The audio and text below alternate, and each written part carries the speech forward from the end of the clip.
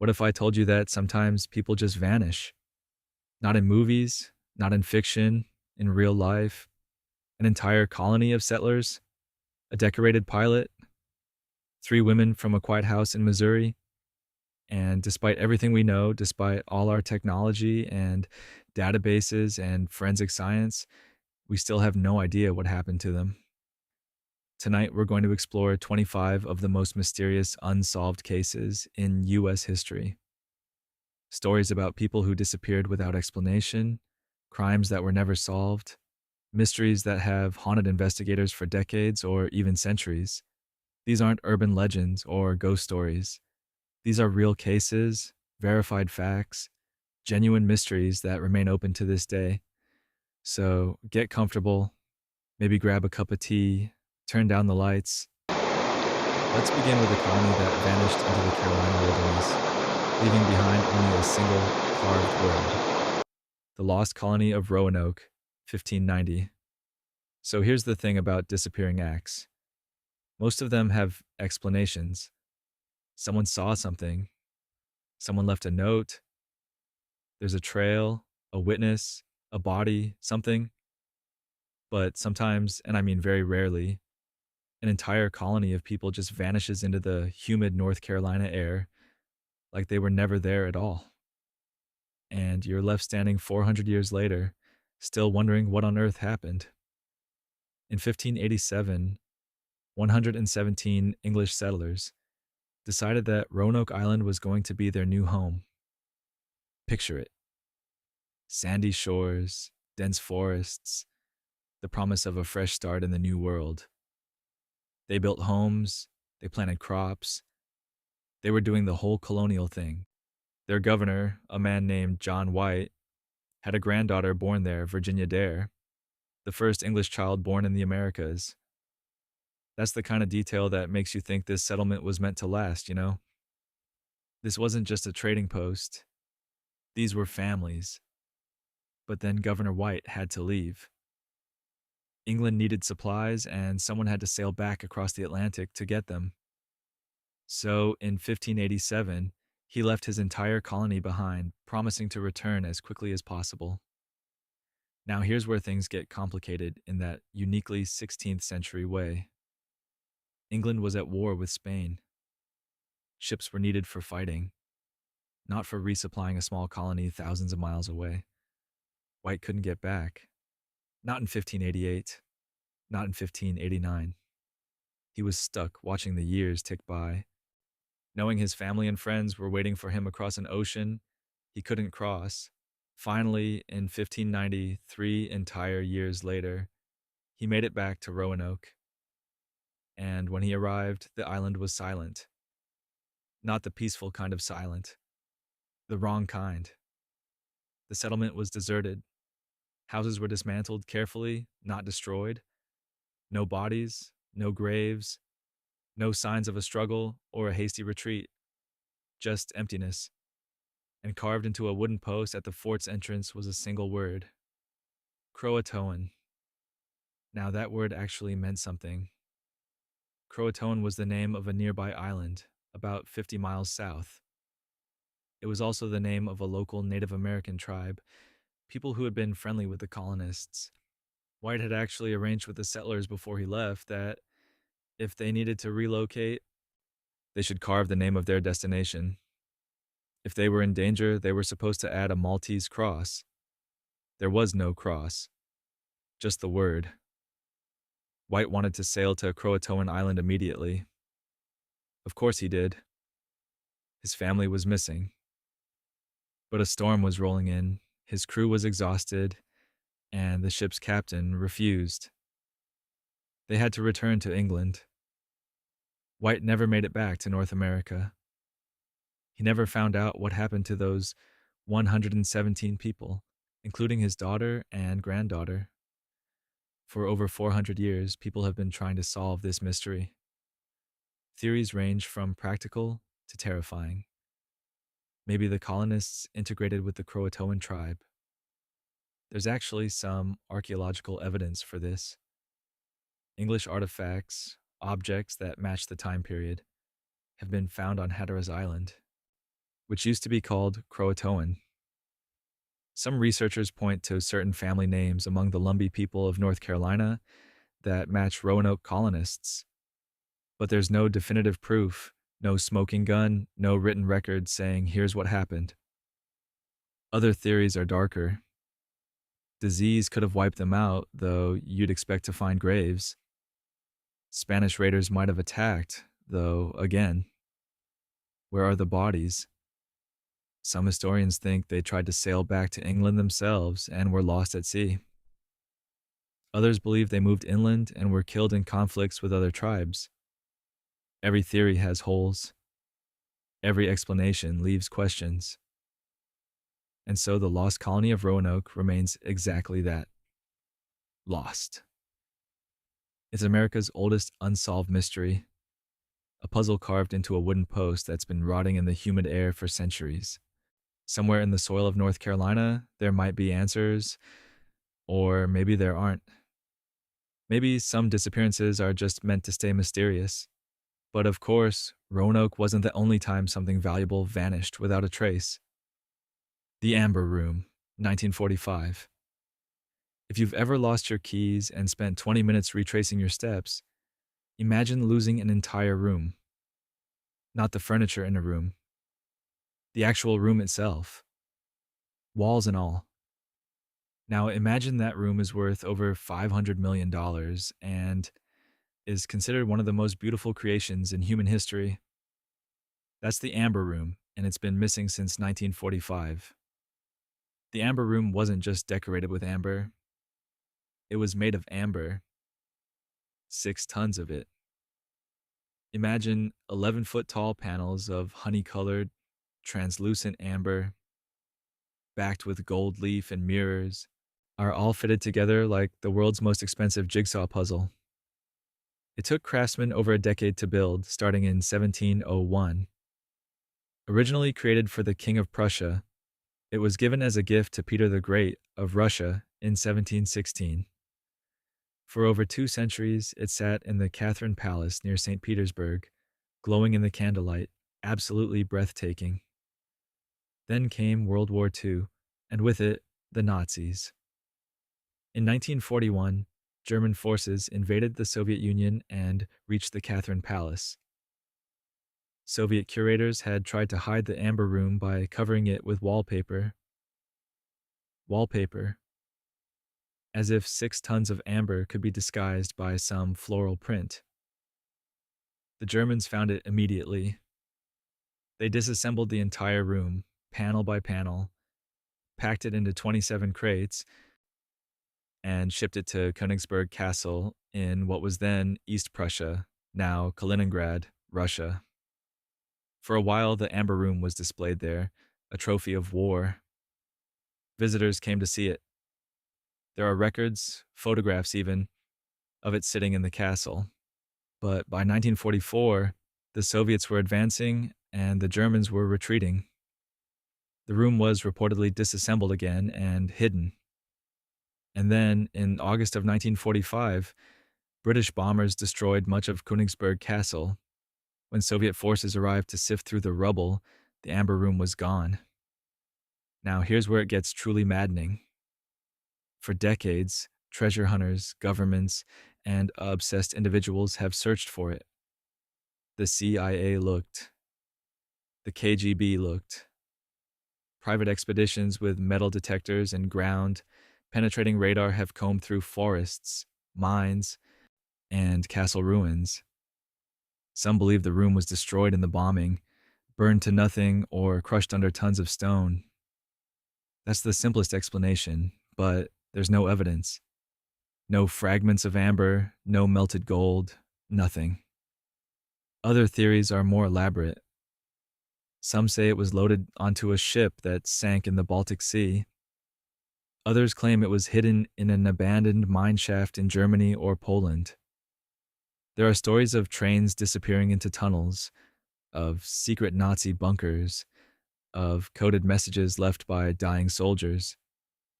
Every few years, someone announces they've found it. Then the claim falls apart under scrutiny.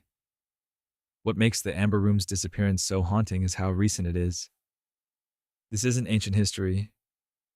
There are still people alive whose parents might have seen it. We have photographs of it.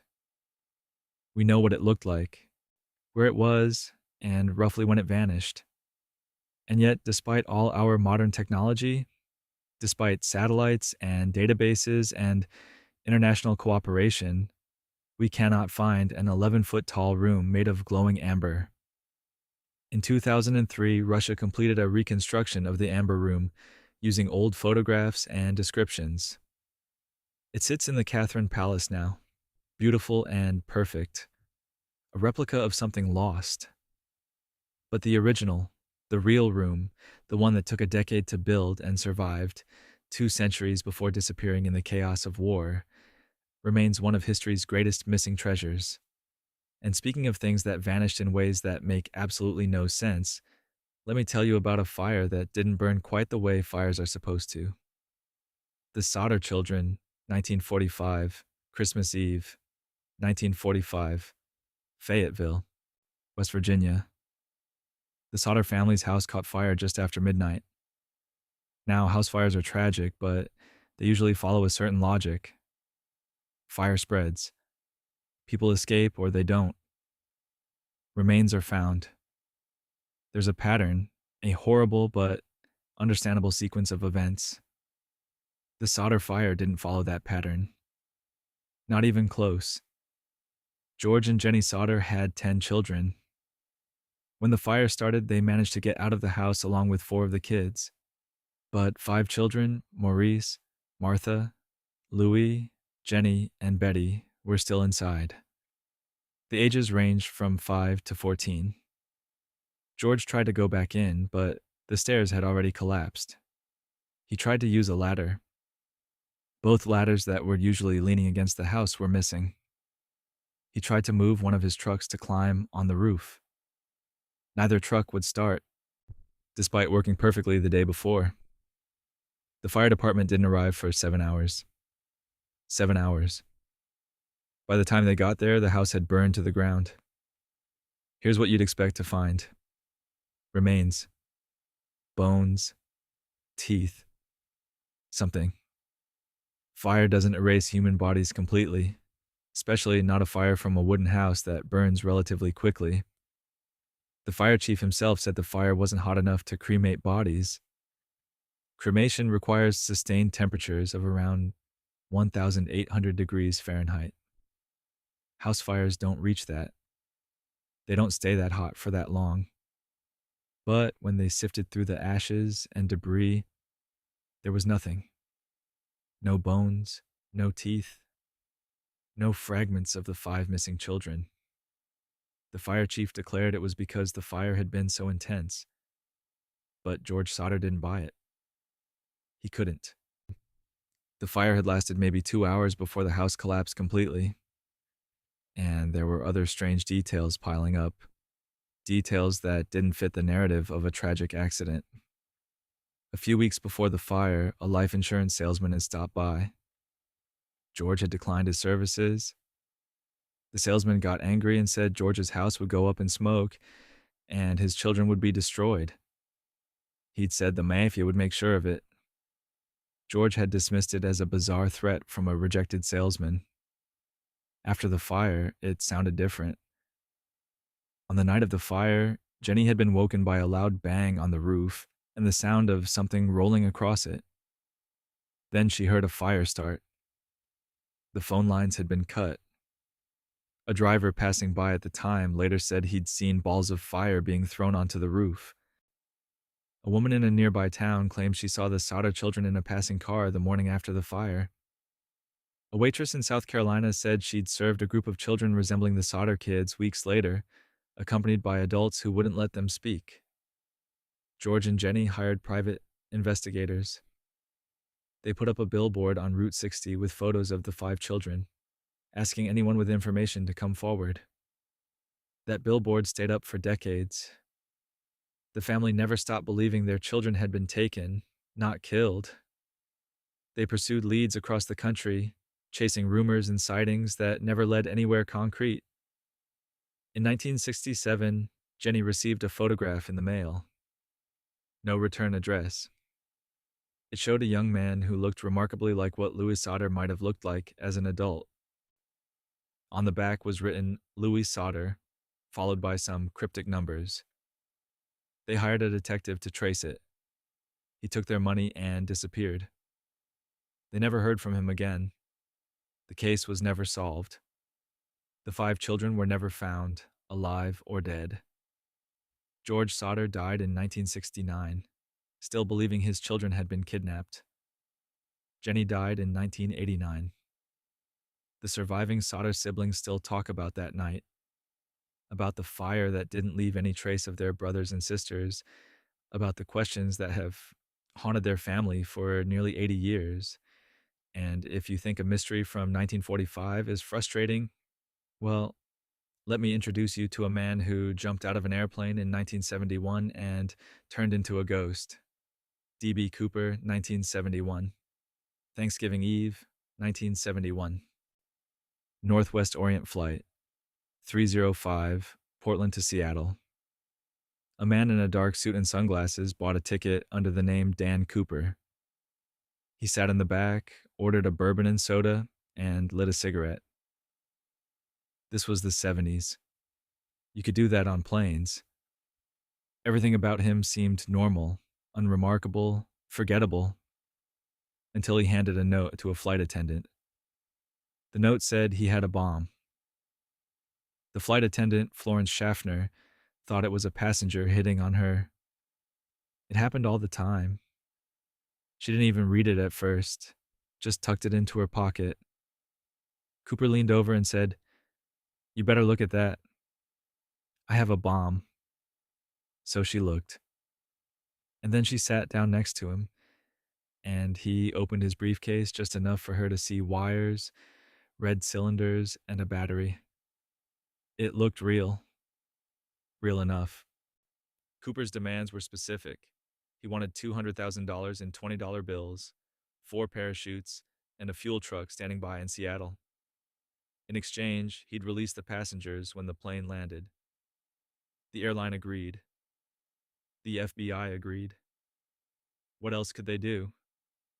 The plane circled over Seattle for about 2 hours while someone gathered the money in parachutes. When they landed, Cooper let all 36 passengers off, along with 2 of the flight attendants. He kept the pilot, co-pilot, and 1 attendant. Then he ordered the crew to fly to Mexico City. But there were conditions. The plane had to stay below 10,000 feet. The landing gear had to stay down. The cabin had to remain unpressurized. The crew, reasonably confused, agreed. They took off heading south, somewhere over the dense forests of the Pacific Northwest. Probably near the Washington-Oregon border, Cooper did something absolutely insane. He lowered the rear stairs of the plane, strapped on a parachute, grabbed the money, and jumped into the night. It was raining. It was dark. The temperature was probably around 7 degrees below zero at that altitude. He was jumping into wilderness, into forests and rivers and mountains, wearing a business suit and loafers.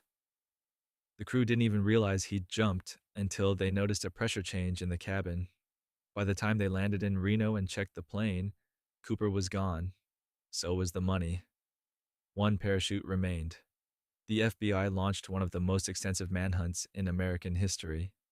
They searched hundreds of square miles of wilderness. They interviewed hundreds of people. They followed thousands of tips.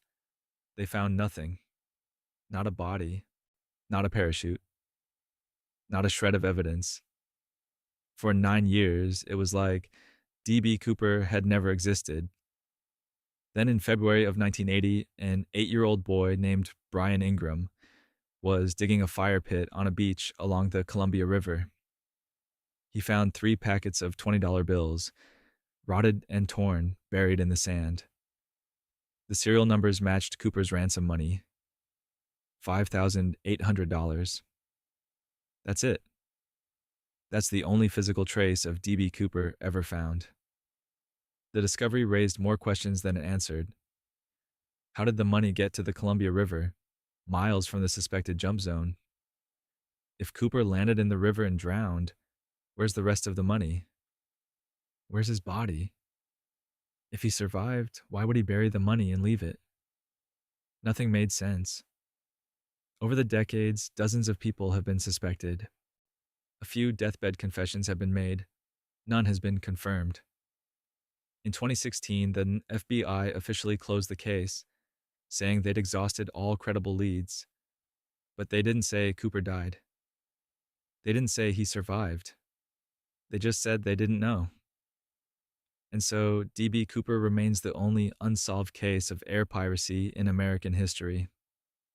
A man who walked onto a plane, extorted a fortune, and jumped into a storm, vanishing so completely that 50 years later, we still don't know his real name. Which brings us to another man who loved sending messages but never revealed his identity. The Zodiac Killer, 1968 to 1969. Northern California, late 1960s. People were being killed and someone wanted credit for it. Not just credit. Attention, control. The Zodiac Killer didn't just murder, he turned his crimes into a performance, sending letters to newspapers like he was penning reviews of his own work, and the truly maddening part, he was never caught. The confirmed Zodiac murders began in December of 1968. A young couple, Betty Lou Jensen and David Faraday, were shot and killed on a quiet road near Benicia, California. 7 months later, another couple, Darlene Farron and Mike Mageau, were shot in a parking lot in Vallejo. Farron died. Mageau survived and described the attacker. 2 weeks after that attack, 3 letters arrived at Bay Area newspapers. Each contained 1/3 of a coded cipher and a message from someone claiming responsibility for the murders. He called himself the Zodiac. The first cipher was cracked by a schoolteacher and his wife within a week. It was a rambling message about killing people for sport, about collecting souls for the afterlife. It was disturbing, grandiose, and bizarre. And it was just the beginning. Over the next few years, the Zodiac sent dozens of letters to police and journalists. Some contained ciphers, some contained scraps of a victim's clothing as proof. Some contained threats to commit mass murder, including plans to bomb a school bus full of children. In September of 1969, the Zodiac attacked again. Brian Hartnell and Cecilia Shepard were picnicking at Lake Berryessa when a man approached wearing an executioner-style hood with a white cross and circle symbol. He tied them up and stabbed them repeatedly. Shepard died. Hartnell survived and described the attack in detail. Before leaving, the killer wrote on Hartnell's car door, listing his victims and the dates. 2 weeks later, Saranari taxi driver Paul Stein was shot in San Francisco. The Zodiac sent a piece of Stein's bloodstained shirt to the San Francisco Chronicle to prove he'd done it. He also mocked the police for failing to catch him, despite witnesses seeing him leave the scene. It was the last confirmed Zodiac murder. But the letters continued. He claimed to have killed 37 people, though only 5 deaths have been definitively linked to him. He sent ciphers, including one that wouldn't be solved for 51 years. In 2020, a team of code breakers finally cracked the so-called 340 cipher. It didn't reveal his identity. It was another rambling message, more taunting, more theatrics. The investigation involved thousands of suspects. Fingerprints were lifted from letters. DNA was collected from envelope seals. Handwriting was analyzed. Composite sketches were created. The case consumed decades of law enforcement resources, and still, nothing definitive. Every promising lead eventually fizzled. Every suspect was ruled out or couldn't be proven. To this day, the Zodiac case remains open with the San Francisco Police Department. There are still investigators working on it, still people analyzing those letters, still cryptographers trying to crack the remaining unsolved ciphers. Somewhere in some file or database, there might be the name of the Zodiac Killer. Or maybe there isn't. Maybe he's just a ghost in the machine. Jimmy Hoffa, 1975, July 30th, 1975, Bloomfield Hills, Michigan. The parking lot of the Machus Red Fox restaurant, 2:45 in the afternoon. James Riddle Hoffa, former president of the International Brotherhood of Teamsters, one of the most powerful and controversial labor leaders in American history, was waiting for a meeting. He was last seen standing near a phone booth. Then he was gone, just gone. And nearly 50 years later, nobody knows where. Now, Jimmy Hoffa wasn't just anybody. This was a man who'd built the Teamsters into one of the largest and most influential unions in the country. He'd negotiated with presidents. He'd been investigated by Robert Kennedy. He'd served time in federal prison for jury tampering and fraud before being pardoned by President Nixon. He was connected, powerful, and according to many, he had deep ties to organized crime. When someone like that disappears, it's not usually an accident. So, Hoffa had been released from prison in 1971 with one major condition. He couldn't participate in union activities until 1980. But Hoffa being Hoffa, he wasn't the type to sit quietly on the sidelines. He was trying to regain control of the Teamsters. He was making calls, setting up meetings, pushing back against the people who'd taken his place. That's why he was at the Machus Red Fox that day. He was supposed to meet with two organized crime figures, Anthony Provenzano, a Teamsters official from New Jersey, and Anthony Giacalone, a Detroit mobster. The meeting was allegedly to settle disputes and smooth over tensions. Except neither Provenzano nor Giacalone showed up. Or rather, they both had alibis proving they were nowhere near the restaurant. Provenzano was in New Jersey. Giacalone was at a health club with witnesses. Hoffa called his wife around 2:30 to say the men were late. By 3:30, he still hadn't come home. By that evening, his family knew something was wrong. Hoffa was disciplined, punctual. He didn't just disappear without calling. The FBI got involved immediately. The car Hoffa had been driving was found in the restaurant parking lot. It had been locked. No signs of struggle, no blood. Just an empty car in an empty parking lot. From there, the investigation spiraled into one of the longest and most exhaustive missing persons cases in American history. Hundreds of agents, thousands of interviews, countless theories. And the theories. Everyone had one. Some said Hoffa had been killed and his body dissolved in acid. Others claimed he'd been buried under the old Giant Stadium in New Jersey, a rumor so persistent that in 2010, the FBI actually brought in ground-penetrating radar to check. They found nothing. Another theory involved a horse farm in Michigan. They dug that up too. Nothing. There were stories about mob hits, about his body being crushed in a car compactor, about him being buried in concrete somewhere in Detroit. Every few years, someone comes forward with a new tip, a new location, a new explanation. And every time it leads nowhere. In 1982, 7 years after his disappearance, Hoffa was declared legally dead. But declaring someone dead and finding their body are very different things. His family never got closure. The people who likely knew what happened, mobsters and Teamsters officials from that era, are mostly dead now themselves.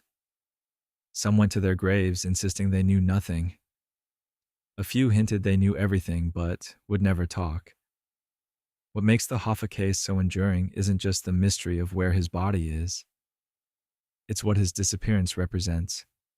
Here was a man who'd stood toe-to-toe with the most powerful people in the country, who'd built an empire, who seemed untouchable. And in a parking lot on a summer afternoon, he vanished as completely as if he'd never existed. No body, no witnesses, no justice. To this day, the case remains open. The FBI still accepts tips. Investigators still follow leads. Somewhere maybe buried under asphalt or concrete or dirt, Jimmy Hoffa might be resting. Or maybe he isn't. Maybe the truth disappeared with him. And speaking of cases where someone vanished in ways that still haunt investigators decades later, let me tell you about a young woman whose death became one of the most infamous, unsolved murders in Los Angeles history. The Black Dahlia, 1947, January 15th, 1947. A vacant lot at 39th and Norton in Los Angeles. A mother walking with her young daughter spotted what she thought was a mannequin, lying in the weeds, broken in half. It wasn't a mannequin.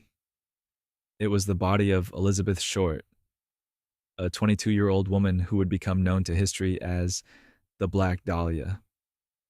And what happened to her remains one of the most disturbing and puzzling murder cases America has ever seen. Elizabeth Short had moved to California from Massachusetts, like so many young women in the 1940s, chasing dreams of stardom and sunshine. She'd been staying with friends, moving between apartments, trying to make something of herself in a city that chewed up hopefuls and spit them out. She was last seen alive on January 9th at the Biltmore Hotel in downtown Los Angeles. 6 days later, she was found in that vacant lot, and the condition of her body shocked even hardened homicide detectives. Her body had been severed at the waist and drained of blood. Her face had been cut from the corners of her mouth toward her ears. She'd been posed deliberately, lying on her back in the grass. The crime scene was meticulous, calculated, and utterly chilling. Whoever did this had taken their time. The body had been washed clean. There was no blood at the scene, which meant she'd been killed somewhere else and transported. The level of care taken to stage the scene suggested someone who either wanted to send a message or who had a very specific, very disturbing purpose. The press descended immediately. The case became a media sensation, covered in lurid detail by every newspaper in Los Angeles. Elizabeth Short was given the nickname the Black Dahlia, reportedly because she'd been seen wearing black clothing and because there was a film noir called The Blue Dahlia in theaters at the time. The nickname stuck, turning a real person into a tabloid character, a symbol more than a human being. The investigation was massive. The LAPD interviewed hundreds of suspects. They followed thousands of leads. The case file grew to enormous proportions, becoming one of the most investigated crimes in the department's history. And yet, despite all that effort, no one was ever arrested. No one was ever charged. The killer was never identified. What made the case even more bizarre was the involvement of someone claiming to be the murderer. Days after the body was found, newspapers and police began receiving items in the mail. A package arrived at the Los Angeles Examiner containing Elizabeth Short's belongings.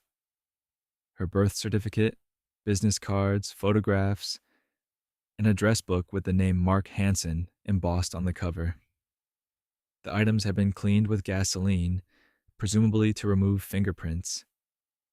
A note made from letters cut out of newspapers read, "Here is Dahlia's belongings. Letter to follow." And letters did follow. Dozens of them over the years, some claiming to be from the killer, others clearly from attention seekers. Some contained details only the killer could know. Others were obvious hoaxes. The real killer, if they were among the letter writers, was impossible to identify amid the noise. The case attracted confessions too. Over 60 people confessed to the murder at various times. All were investigated, none checked out. Theories have persisted for decades. Some focused on a surgeon or someone with medical knowledge, given the precision of the crime. Others pointed to various men Elizabeth Short had known or been seen with in the days before her death. One name that surfaces often is George Hodel, a Los Angeles doctor. His son, a former LAPD detective, became convinced his father was the killer and wrote extensively about it. But even that theory, despite being compelling and detailed, has never been definitively proven. The Black Dahlia case remains unsolved. Elizabeth Short's killer was never found. Her death became a cultural touchstone, inspiring books, films, and endless speculation. But underneath all the mythology and media coverage was a real person, a 22-year-old woman who came to Los Angeles looking for something better and instead became one of history's most tragic mysteries. And if you think that case generated attention, wait until you hear about three children who disappeared from a beach and changed the way the world thinks about child safety. The Beaumont children, 1966, January the 26th, 1966, Australia Day, Glenelg Beach, Adelaide, Australia. Now, I know this isn't technically an American case, but stay with me because what happened to the Beaumont children changed child safety policies worldwide, including here in the United States. And the mystery itself is so profoundly unsettling that it deserves a place in any discussion of unsolved disappearances. Jane Beaumont was 9 years old. Her sister Arnya was 7. Their brother Grant was 4. That morning, their parents let them take a 5-minute bus ride to the beach. It was a decision thousands of parents made every summer day in 1966. The world felt safer then, or at least people believed it was. The children had made the trip before. They knew the area. They were supposed to return home by 2 in the afternoon. 2 o'clock came and went, then 3, then 4. By evening, Jim and Nancy Beaumont knew something was terribly wrong. They contacted police, and what began as a missing children report quickly became one of the largest search operations in Australian history. Hundreds of volunteers combed the beach, the surrounding areas, the water. Police interviewed witnesses, and a picture began to emerge, one that made the case even more disturbing. Multiple witnesses reported seeing the Beaumont children that day playing with a tall, blonde man in his 30s. He'd been seen buying them food, playing with them in the water, even helping Jane dig in the sand. The children seemed comfortable with him, not frightened or coerced. They appeared to be having fun. One witness saw them leaving the beach with this man, walking toward a nearby park. After that, nothing. The children and the man vanished. Despite the eyewitness accounts and the massive search effort, no trace of the Beaumont children was ever found. No bodies, no clothing, no evidence of what happened after they left that beach. The investigation followed every lead imaginable. Psychics were consulted, suspects were interrogated, locations were excavated based on tips. Nothing came of any of it. The case gripped Australia and sent shockwaves around the world. Parents everywhere suddenly realized how vulnerable their children were. The idea that 3 kids could be abducted in broad daylight from a public beach with witnesses nearby fundamentally changed how people thought about safety. In the United States, the case became a reference point for child protection advocates. It influenced the development of stranger danger education, the creation of missing children databases, and the way law enforcement handles child abduction cases. Over the decades, several suspects have been investigated. One man, a known predator, was questioned extensively, but nothing could be proven. Deathbed confessions have been made and later discredited. Locations have been searched based on supposed credible information.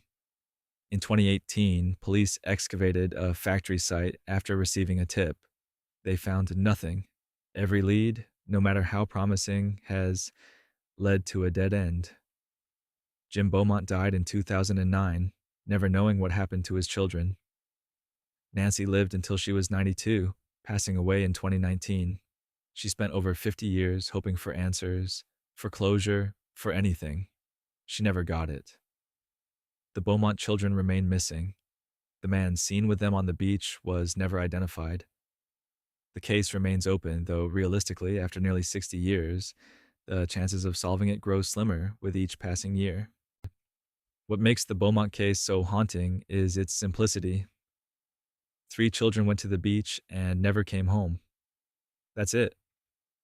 No complicated conspiracy, no elaborate crime scene.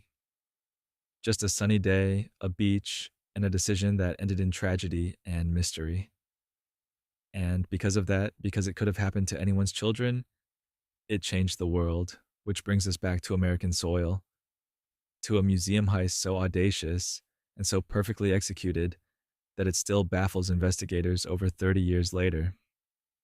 The Gardner Museum heist, 1990. St. Patrick's Day, 1990. Well, technically just past midnight, so early morning on March 18th. The Isabella Stewart Gardner Museum in Boston. Two men dressed as police officers knocked on the side entrance. They told the security guards there'd been a report of a disturbance. The guards, both young and relatively inexperienced, let them in. That was their first mistake. It would also be their last as employees of the museum. Once inside, the fake police officers announced it was a robbery. They handcuffed the two guards and led them to the basement, where they duct taped them to pipes and covered their heads. For the next 81 minutes, those guards heard footsteps above them, the sound of frames being removed from walls, the casual efficiency of thieves who knew exactly what they were doing. When it was over, 13 works of art were gone. The estimated value? $500 million. What did they take?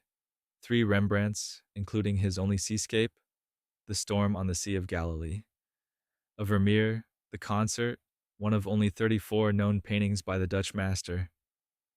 A Manet, 5 Degas drawings, a Chinese bronze beaker from the Shang dynasty, a finial from a Napoleonic flag. These weren't random selections. Whoever planned this heist knew art. They knew value.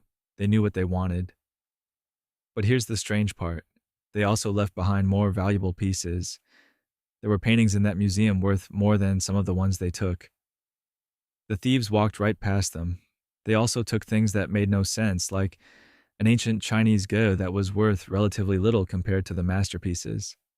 The pattern suggests either they had specific buyers lined up for certain pieces, or they were working from a list and didn't deviate, even when better opportunities presented themselves.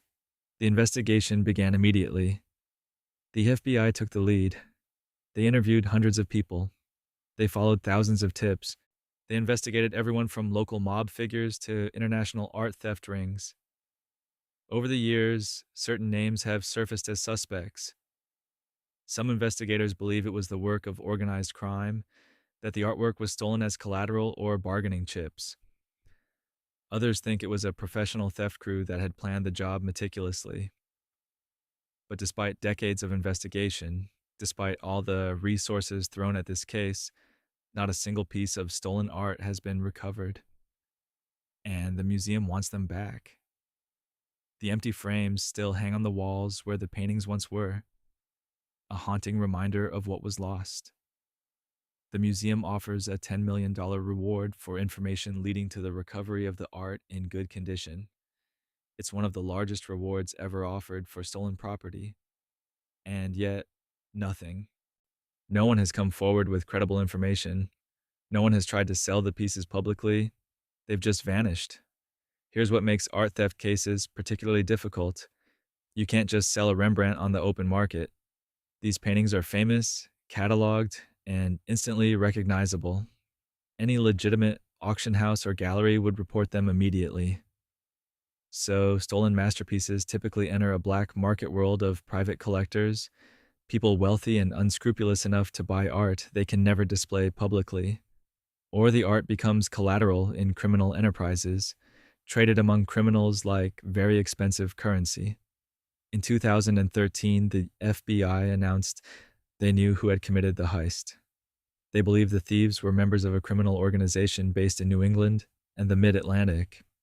They believed the art had moved through the criminal underworld and might have even traveled to Philadelphia and Connecticut. But they also admitted the suspects were likely dead. And still the art remained missing. The Isabella Stewart Gardner Museum heist remains the largest unsolved art theft in history. 13 irreplaceable works, pieces of human cultural heritage, gone in 81 minutes and never seen again. Somewhere, maybe in a vault or a basement or a mansion, those paintings might still exist. Or maybe they were destroyed, burned, or damaged beyond recognition. We don't know. And speaking of people who disappeared under circumstances that still don't make sense, Let me tell you about a pilot and her navigator who vanished over the Pacific Ocean. Amelia Earhart, 1937, July 2nd, 1937, somewhere over the Pacific Ocean. Amelia Earhart and her navigator, Fred Noonan, were attempting something extraordinary to circumnavigate the globe at the equator. They'd already flown 22,000 miles. They were nearly done, just a few more legs of the journey. They took off from Lae, New Guinea, heading for Howland Island, a tiny coral atoll in the middle of the Pacific. It was supposed to be a routine flight, as routine as flying across an ocean can be. They never arrived. Amelia Earhart wasn't just any pilot. She was the most famous aviator in the world, male or female. She'd been the first woman to fly solo across the Atlantic. She'd set altitude records, speed records, distance records. She was a best-selling author, a fashion designer, a celebrity in an era when female celebrities were rare outside of Hollywood. She was a symbol of possibility, of what women could achieve if given the chance.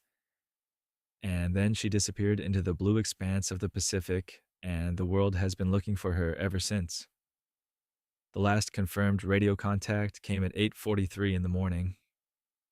Earhart reported they were flying at 1,000 feet and running low on fuel. She couldn't find Howland Island. The U.S. Coast Guard cutter Itasca was stationed near the island to provide radio navigation, but communications were spotty and unclear. Earhart's voice grew more urgent with each transmission. Then, silence. The U.S. Navy and Coast Guard launched an immediate search operation. It was massive, covering over 250,000 square miles of ocean. They searched for 17 days, deploying ships and aircraft, scanning the water for any sign of wreckage or survivors. They found nothing. Not a piece of debris, not a life raft, not a body. It was as if the Lockheed Electra and its two occupants had simply evaporated. Theories about what happened have multiplied over the decades.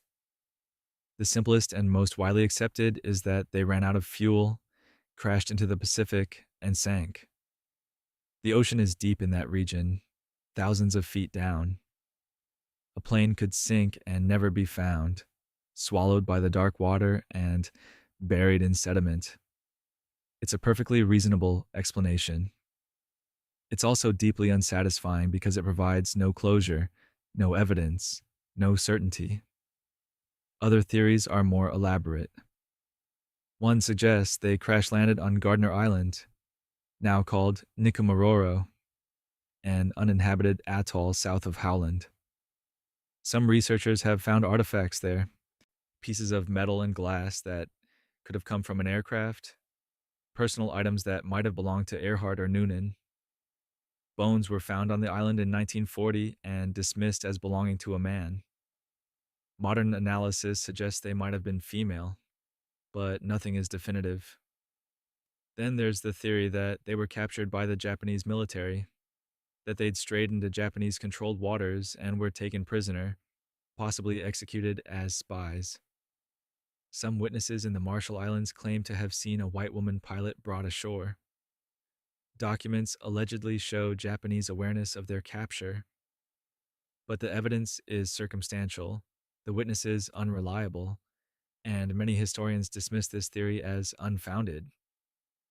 In 2024, a deep-sea exploration team claimed to have located wreckage that matched Earhart's plane 16,000 feet below the Pacific, not far from Howland Island. The announcement made headlines, but as of now, the wreckage hasn't been positively identified. It might be her plane. It might not be. We're still waiting for confirmation, for proof, for something concrete after 87 years of searching. What makes Amelia Earhart's disappearance so enduring isn't just the mystery of where she is. It's who she was. She represented courage, adventure, the breaking of boundaries. Her loss felt personal to the millions of people. And because we never found her, we never got closure. She's still out there somewhere, frozen in time. The Tamam Shud case, 1948. December 1st, 1948. Somerton Beach, Adelaide, Australia. Another Australian case, I know, but this one influenced American forensic investigation methods and remains one of the strangest unsolved mysteries ever recorded. A man was found dead, slumped against a seawall, dressed in a white shirt, tie, and brown suit. He looked like he'd simply sat down and never gotten back up. No identification, no wallet, no labels in his clothing. Nothing to indicate who he was or where he'd come from. The autopsy made things stranger. The man appeared to have been in excellent physical condition, perhaps an athlete or someone who maintained rigorous fitness, but he was dead, and the pathologist couldn't definitively determine why. There were signs consistent with poisoning, but no poison could be identified in his system with the testing available at the time. His stomach contents suggested his last meal had been a pasty, eaten 3 to 4 hours before death. That was it. That's all they could determine. Then investigators found something peculiar. Hidden in a tiny pocket sewn into the waistband of his trousers, a pocket so small it could have easily been missed, was a scrap of paper. On it were 2 words printed in an elegant script, Tamam Shud. The phrase is Persian from the Rubaiyat of Omar Khayyam, a collection of poetry. It means ended or finished, and it appears on the last page of the book. Someone had carefully torn those exact words from a copy of the Rubaiyat and hidden them in a secret pocket. Police launched a public appeal. Did anyone have a copy of the Rubaiyat with the last page torn out? Weeks later, a man came forward. He'd found a copy of the book tossed into his unlocked car parked near Somerton Beach around the time of the death. The last page was missing, torn out exactly where Tamam Shud would have been printed. But that wasn't all. On the back cover of the book, someone had written a phone number and 5 lines of what appeared to be code. Letters grouped in seemingly random order. No obvious pattern, no clear meaning. The phone number belonged to a woman, a nurse living in Adelaide. Police questioned her. She looked at a cast of the dead man's face and said she didn't recognize him. But witnesses said she seemed upset, shaken, like she was hiding something. She refused to elaborate. The case file notes her reaction, but contains no explanation. To this day, we don't know what she knew or why the dead man had her phone number. The code has never been cracked. Cryptographers, amateur and professional, have tried for decades. Some believe it's a simple substitution cipher. Others think it might be a one-time pad, essentially unbreakable without the key. Some wonder if it's not a code at all, just random letters meant to look meaningful. The 5 lines sit there in the case file, mocking every attempt to decode them. For over 70 years, the Somerton man, as he became known, remained unidentified. His body was exhumed in 1949, so plaster casts could be made of his head and hands, then buried again. The casts were displayed publicly, hoping someone would recognize him. No one did. His fingerprints were checked against every database available. No match. Dental records led nowhere. He was a ghost, a man who existed but left no trace. Then, in 2022, something remarkable happened. Advances in DNA technology and genealogical databases finally provided an answer. Researchers extracted DNA from the man's hair and used genetic genealogy, the same technique that caught the Golden State Killer. They traced his family tree through distant relatives, and they found him. His name was Carl Charles Webb, an electrical engineer from Melbourne. He'd been born in 1905, had lived a relatively ordinary life, and for a reason still unknown, ended up dead on a beach in Adelaide with a torn scrap of Persian poetry in his pocket. But here's the thing. Knowing his name didn't solve the mystery. It just gave us more questions. Why did he have that code? Why was the nurse's phone number in his book? How did he die? Why was he in Adelaide? What was he running from or looking for? Carl Webb's identity was discovered, but the circumstances of his death remain as mysterious as they were in 1948. And speaking of mysterious deaths that make absolutely no sense, let me tell you about a serial killer who claimed to be a demon and had an entire city playing jazz music. The Axeman of New Orleans, 1918 to 1919. New Orleans, 1918. The city was already dealing with enough. World War I was raging. The Spanish flu pandemic was killing people by the thousands. And then someone or something started breaking into homes and attacking people with axes.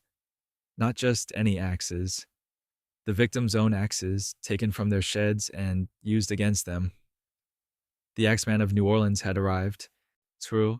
And he was about to become one of America's strangest and most terrifying unsolved cases. The attacks followed a pattern, which made them even more disturbing. The Axeman didn't break down doors or smash windows. He cut panels out of back doors, creating just enough space to reach through and unlock them from the inside. It was methodical, quiet, calculated. Then he'd find an axe, usually the homeowner's own tool, and use it. At least 12 people were attacked between May of 1918 and October of 1919. 6 died. The others survived but could provide little useful information. The attacks happened at night. The victims were often asleep. By the time they realized what was happening, the Axeman was already gone.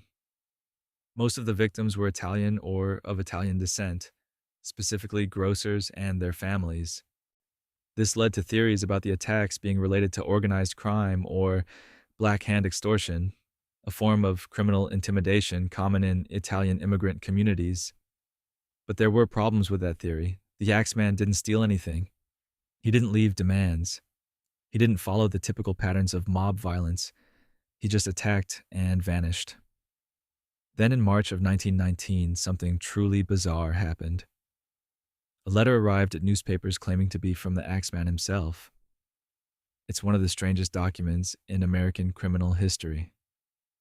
The letter claimed he was not human, but a demon, a fell spirit from the hottest hell.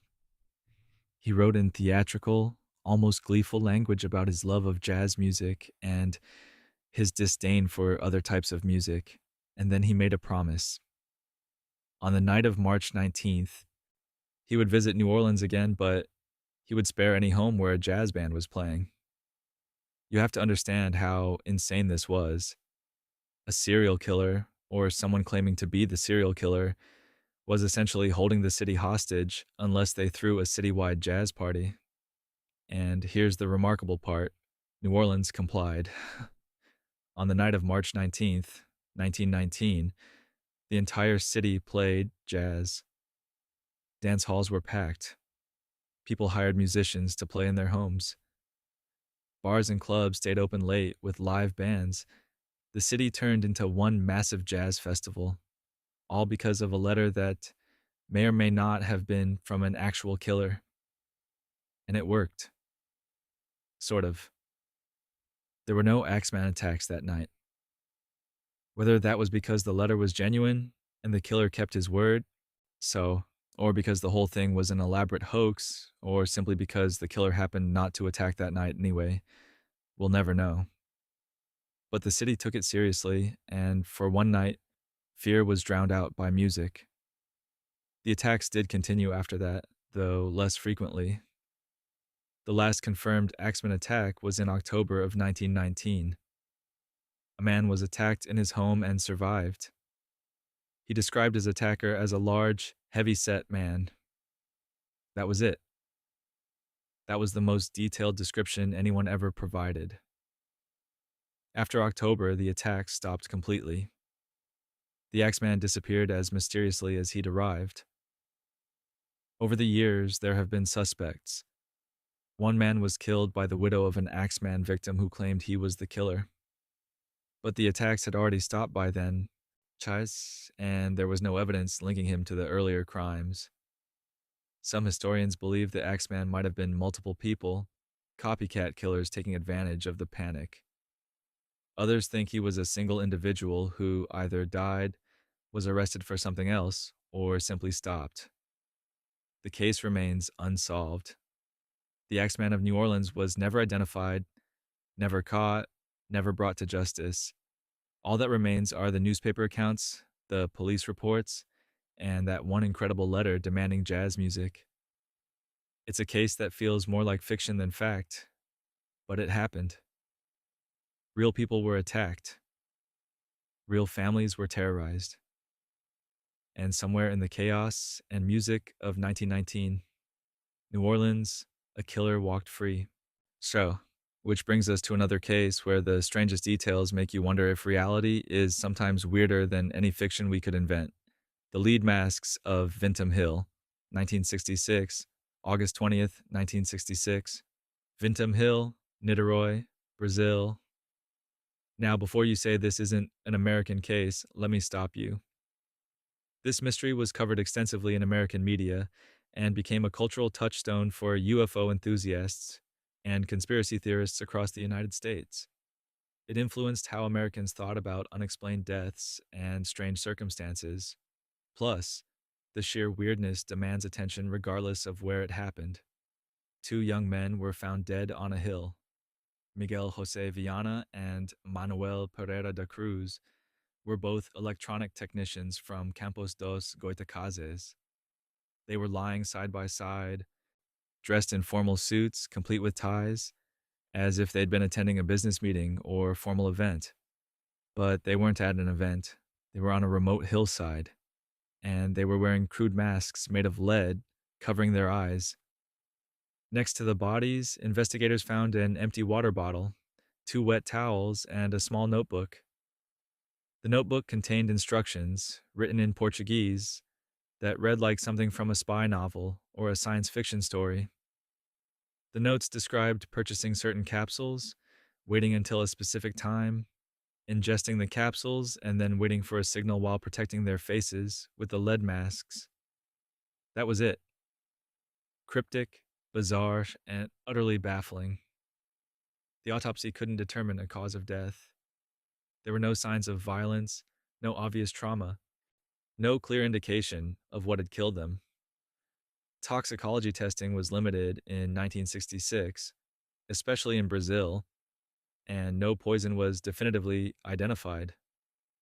The best guess was that they'd ingested something, possibly the capsules mentioned in the notebook, but what those capsules contained remained unknown. Investigators tried to reconstruct their last day. Viana and Cruz had left their homes in Campos dos Goitacazes on August 17th. They took a bus to Niterói, bought the lead masks and the waterproof coats they were found wearing from a local shop. Witnesses remembered them because buying lead was unusual.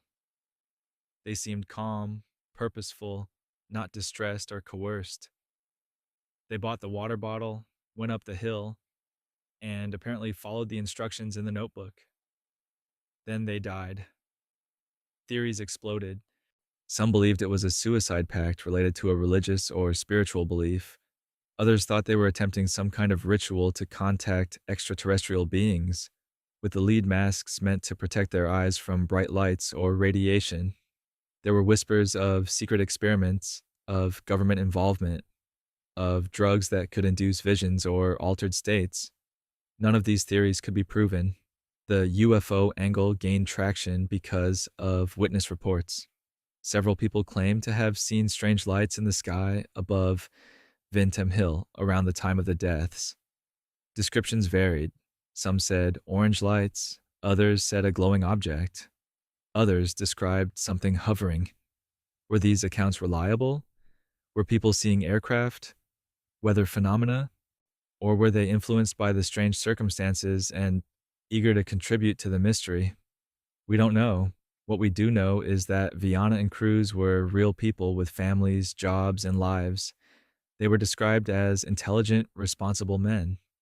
They weren't known to be involved in cults or fringe groups. They had no apparent reason to climb a hill and die under such bizarre circumstances, and yet they did. The case remains unsolved. Brazilian authorities closed it without reaching a definitive conclusion. The lead masks are preserved in evidence. The notebook still exists, but no one has ever explained what those men were trying to do, what signal they were waiting for, or why they believed lead masks would protect them. It's a mystery that crosses borders and cultures, a reminder that sometimes human behavior defies all attempts at rational explanation. And speaking of behavior that makes absolutely no sense, let me tell you about three lighthouse keepers who vanished from a remote island in a way that still haunts maritime historians. The Flannan Isles Lighthouse Keepers, 1900, December 15th, 1900, or possibly earlier. That's part of the mystery. The Flannan Isles, a remote cluster of rocks in the Atlantic Ocean off the coast of Scotland. There sat a lighthouse, operational for less than a year, staffed by three experienced keepers, James Ducat, Thomas Marshall, and Donald MacArthur. When a relief vessel arrived on December 26th to rotate crew, all three men were gone. The ship's captain noticed something wrong immediately. No flag was flying. No supplies were waiting at the landing. No one responded to signals. When crew members went ashore, they found the lighthouse empty but otherwise functional. The lamp was out. The clock had stopped. The beds were unmade. Two sets of outdoor weather gear were missing from their hooks. The third set was still there, hanging neatly. In the kitchen, the table was set for a meal that had never been eaten.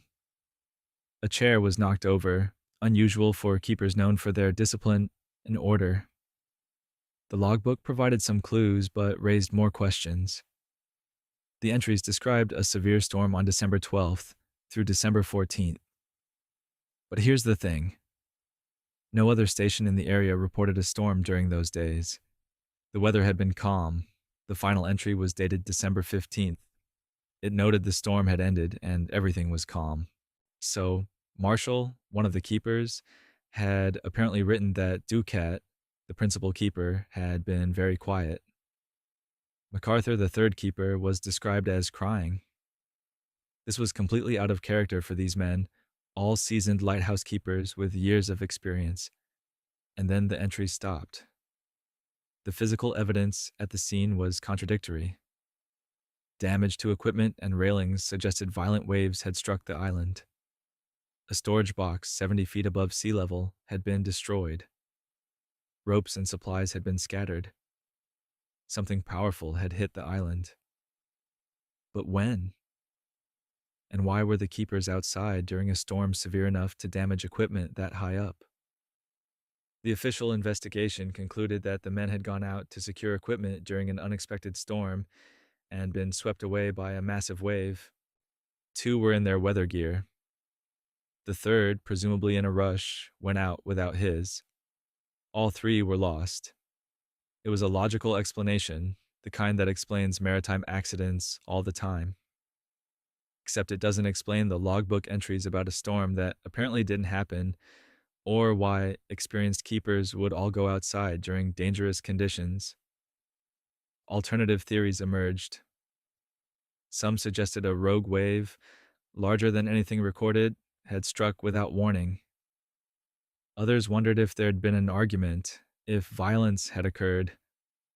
Supernatural explanations crept in too.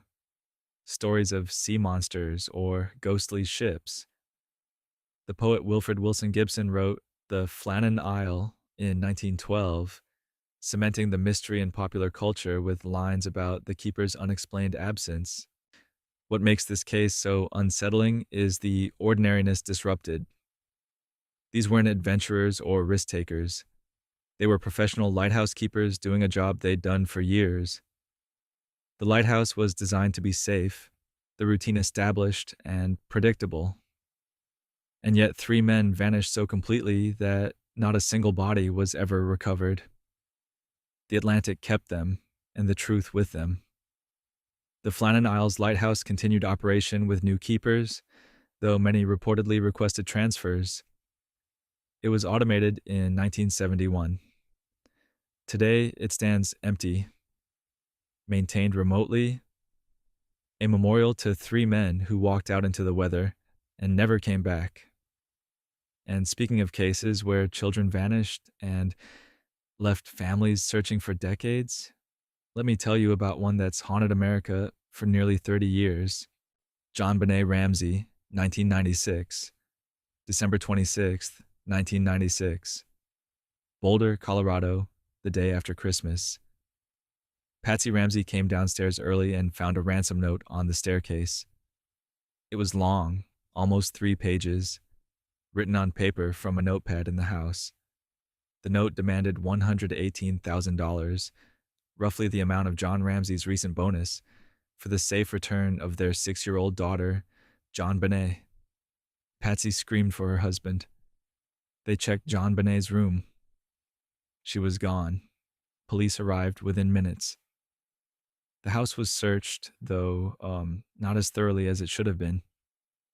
Friends and family were called and came over, contaminating what should have been a crime scene. Everyone was focused on the ransom note, on preparing for a call from the kidnappers, on getting JonBenet back safely. Hours passed. No call came, no ransom demand, nothing. That afternoon, Detective Linda Arndt suggested John Ramsey and a family friend search the house again, top to bottom. They went to the basement. In a small storage room, a room that had reportedly been checked earlier, John Ramsey found his daughter. She was deceased. Her hands were tied above her head with cord. There was duct tape over her mouth. She'd been struck on the head and also showed signs of strangulation. The family's worst nightmare had been in the basement the entire time. What followed was one of the most investigated, most publicized, and most controversial criminal cases in American history. The Boulder Police Department took the lead. The FBI got involved. Multiple grand juries were convened. Thousands of tips poured in. Hundreds of people were investigated. And despite all that effort, despite all the resources and attention, no one has ever been charged. The case became a media sensation. JonBenet had competed in child beauty pageants. There were photographs and videos of her performing, images that were replayed endlessly on television. The public became obsessed with the case, with theories about who could have done this and why. The Ramsey family, particularly Patsy and John, faced intense scrutiny and suspicion, though they maintained their innocence and were never charged. The ransom note became a focal point. It was unusual in almost every way. Most ransom notes are brief. This one was nearly 3 pages, rambling and oddly specific. It referenced movies, made threats, and included details that seemed designed to mislead investigators. Handwriting analysis was inconclusive. Some experts said Patsy Ramsey could have written it. Others disagreed. The notepad and pen used came from the house, suggesting the note was written there, not brought by an intruder. DNA evidence added another layer of complexity. Unknown male DNA was found on JonBenet's clothing and under her fingernails.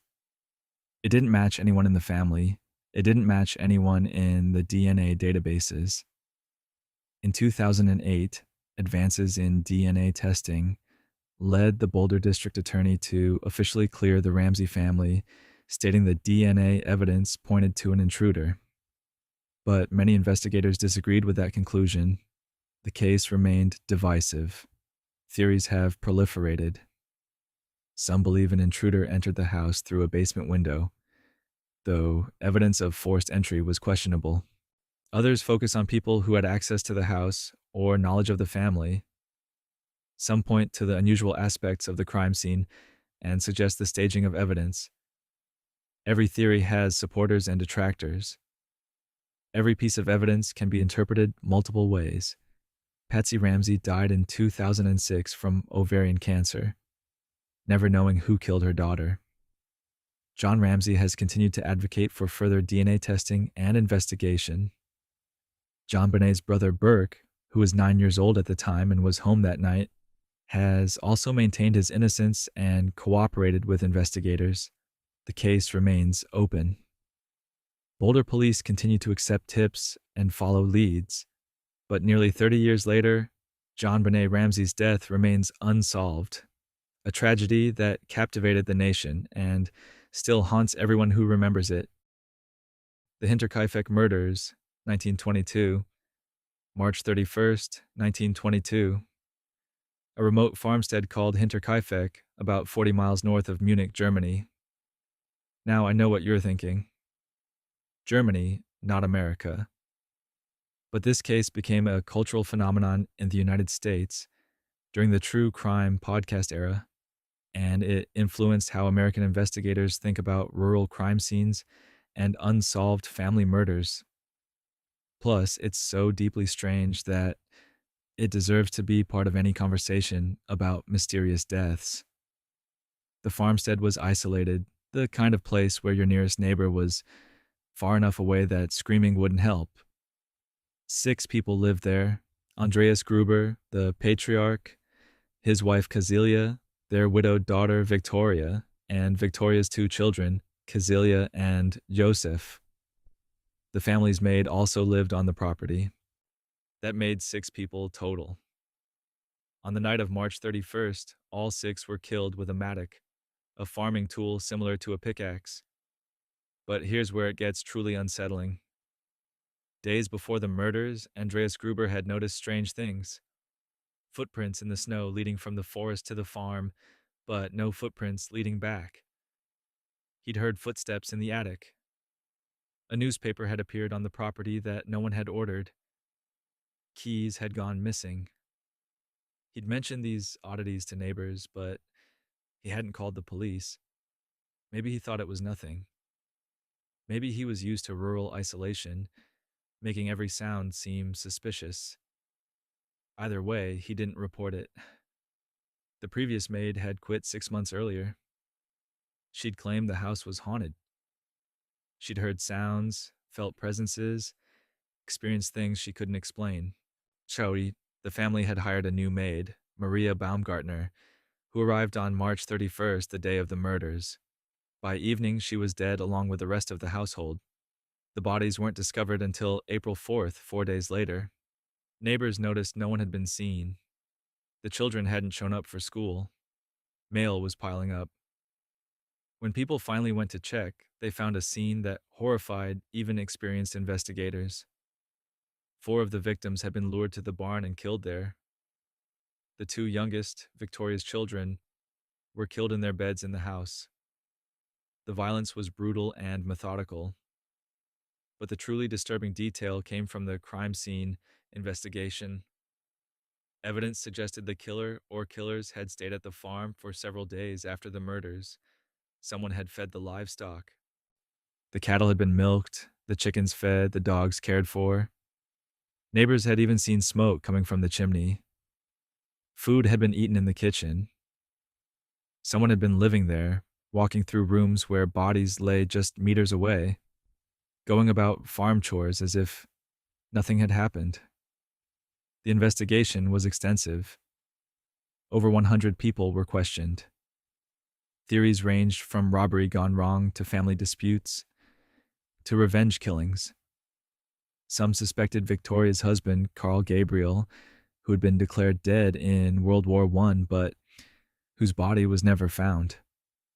Maybe he'd returned and killed the family in some kind of deranged rage. But there was no evidence, no sightings, nothing to support it. Others pointed to the odd financial situation.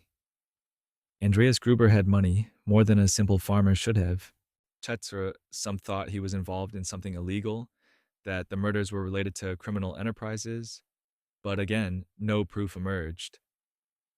Another theory focused on Victoria's relationship with a local man, suggesting jealousy or passion as a motive. Every theory had holes. The case went cold. The farm was eventually torn down in the 1920s. The site is now just empty land, though a memorial marks where Hinterkaifeck once stood. The murders remain Germany's most famous unsolved crime, a mystery that's endured for over a century. What makes Hinterkaifeck so haunting isn't just the violence, it's the calculated strangeness. Someone killed 6 people, then stayed in the house, performed farm chores, lived among the bodies for days before disappearing. It suggests a level of detachment and control that's genuinely chilling. And despite all the investigation, all the theories, all the public interest, no one was ever charged. The killer simply walked away into history. And speaking of people who walked away and were never seen again, let me tell you about 3 women who vanished from their home on a summer night in Missouri. The Springfield Three, 1992, June 7th, 1992, Springfield, Missouri. 3 women vanished from a house in the middle of the night, leaving behind their purses, their cars, their shoes, everything. Just gone. No signs of struggle, no obvious clues, no witnesses. It's been over 30 years, and no one knows what happened to them. Here's how it started. Cheryl Levitt, 47, lived with her daughter, Suzanne Streeter, 19. On the night of June 6th, Suzanne and her friend, Stacy McCall, 18, had attended graduation parties. They'd originally planned to stay somewhere else, but changed their minds and decided to spend the night at Cheryl's house. They arrived sometime after 2 in the morning. By noon the next day, when friends came looking for them, all 3 women were gone. The friends who discovered the disappearance made some critical mistakes. This was 1992, before widespread awareness of crime scene preservation. They went into the house calling for the women. They listened to messages on the answering machine, erasing them in the process. One message was reportedly strange, a man's voice making lewd comments, but it was deleted before police could hear it. They cleaned up broken glass from the porch light's globe. They moved things, touched things, contaminated potential evidence with the best intentions, but the worst possible timing. When police finally arrived and processed the scene, they found almost nothing useful. The women's cars were parked outside. Their purses were lined up neatly in the house, contents undisturbed. The beds appeared to have been slept in. There was no sign of forced entry, no obvious signs of struggle. The only odd detail was the broken porch light. The globe had been shattered and swept into a neat pile, suggesting someone had cleaned it up. But who? And when? The investigation expanded quickly. Police interviewed hundreds of people. They looked at everyone who knew the women, everyone who'd been at the graduation parties, everyone who had any connection, however remote. Multiple suspects emerged over the years.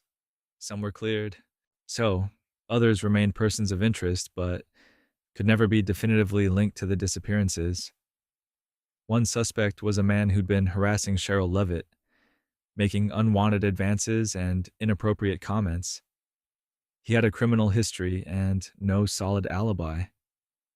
But there was no physical evidence connecting him to the house that night. Another suspect was a convicted grave robber who'd been active in the area. He failed a polygraph test about the case and made suspicious statements, but again, no physical evidence. A third suspect was identified years later through witness statements, but by then memories had faded and evidence had degraded. The case generated numerous tips and theories. Some believed it was a case of wrong house, that the intended targets lived elsewhere and the perpetrator made a mistake. Others thought it was specifically targeted at one of the women. There were theories about trafficking, about revenge, about random violence. None could be proven. One particularly persistent rumor involves a parking garage.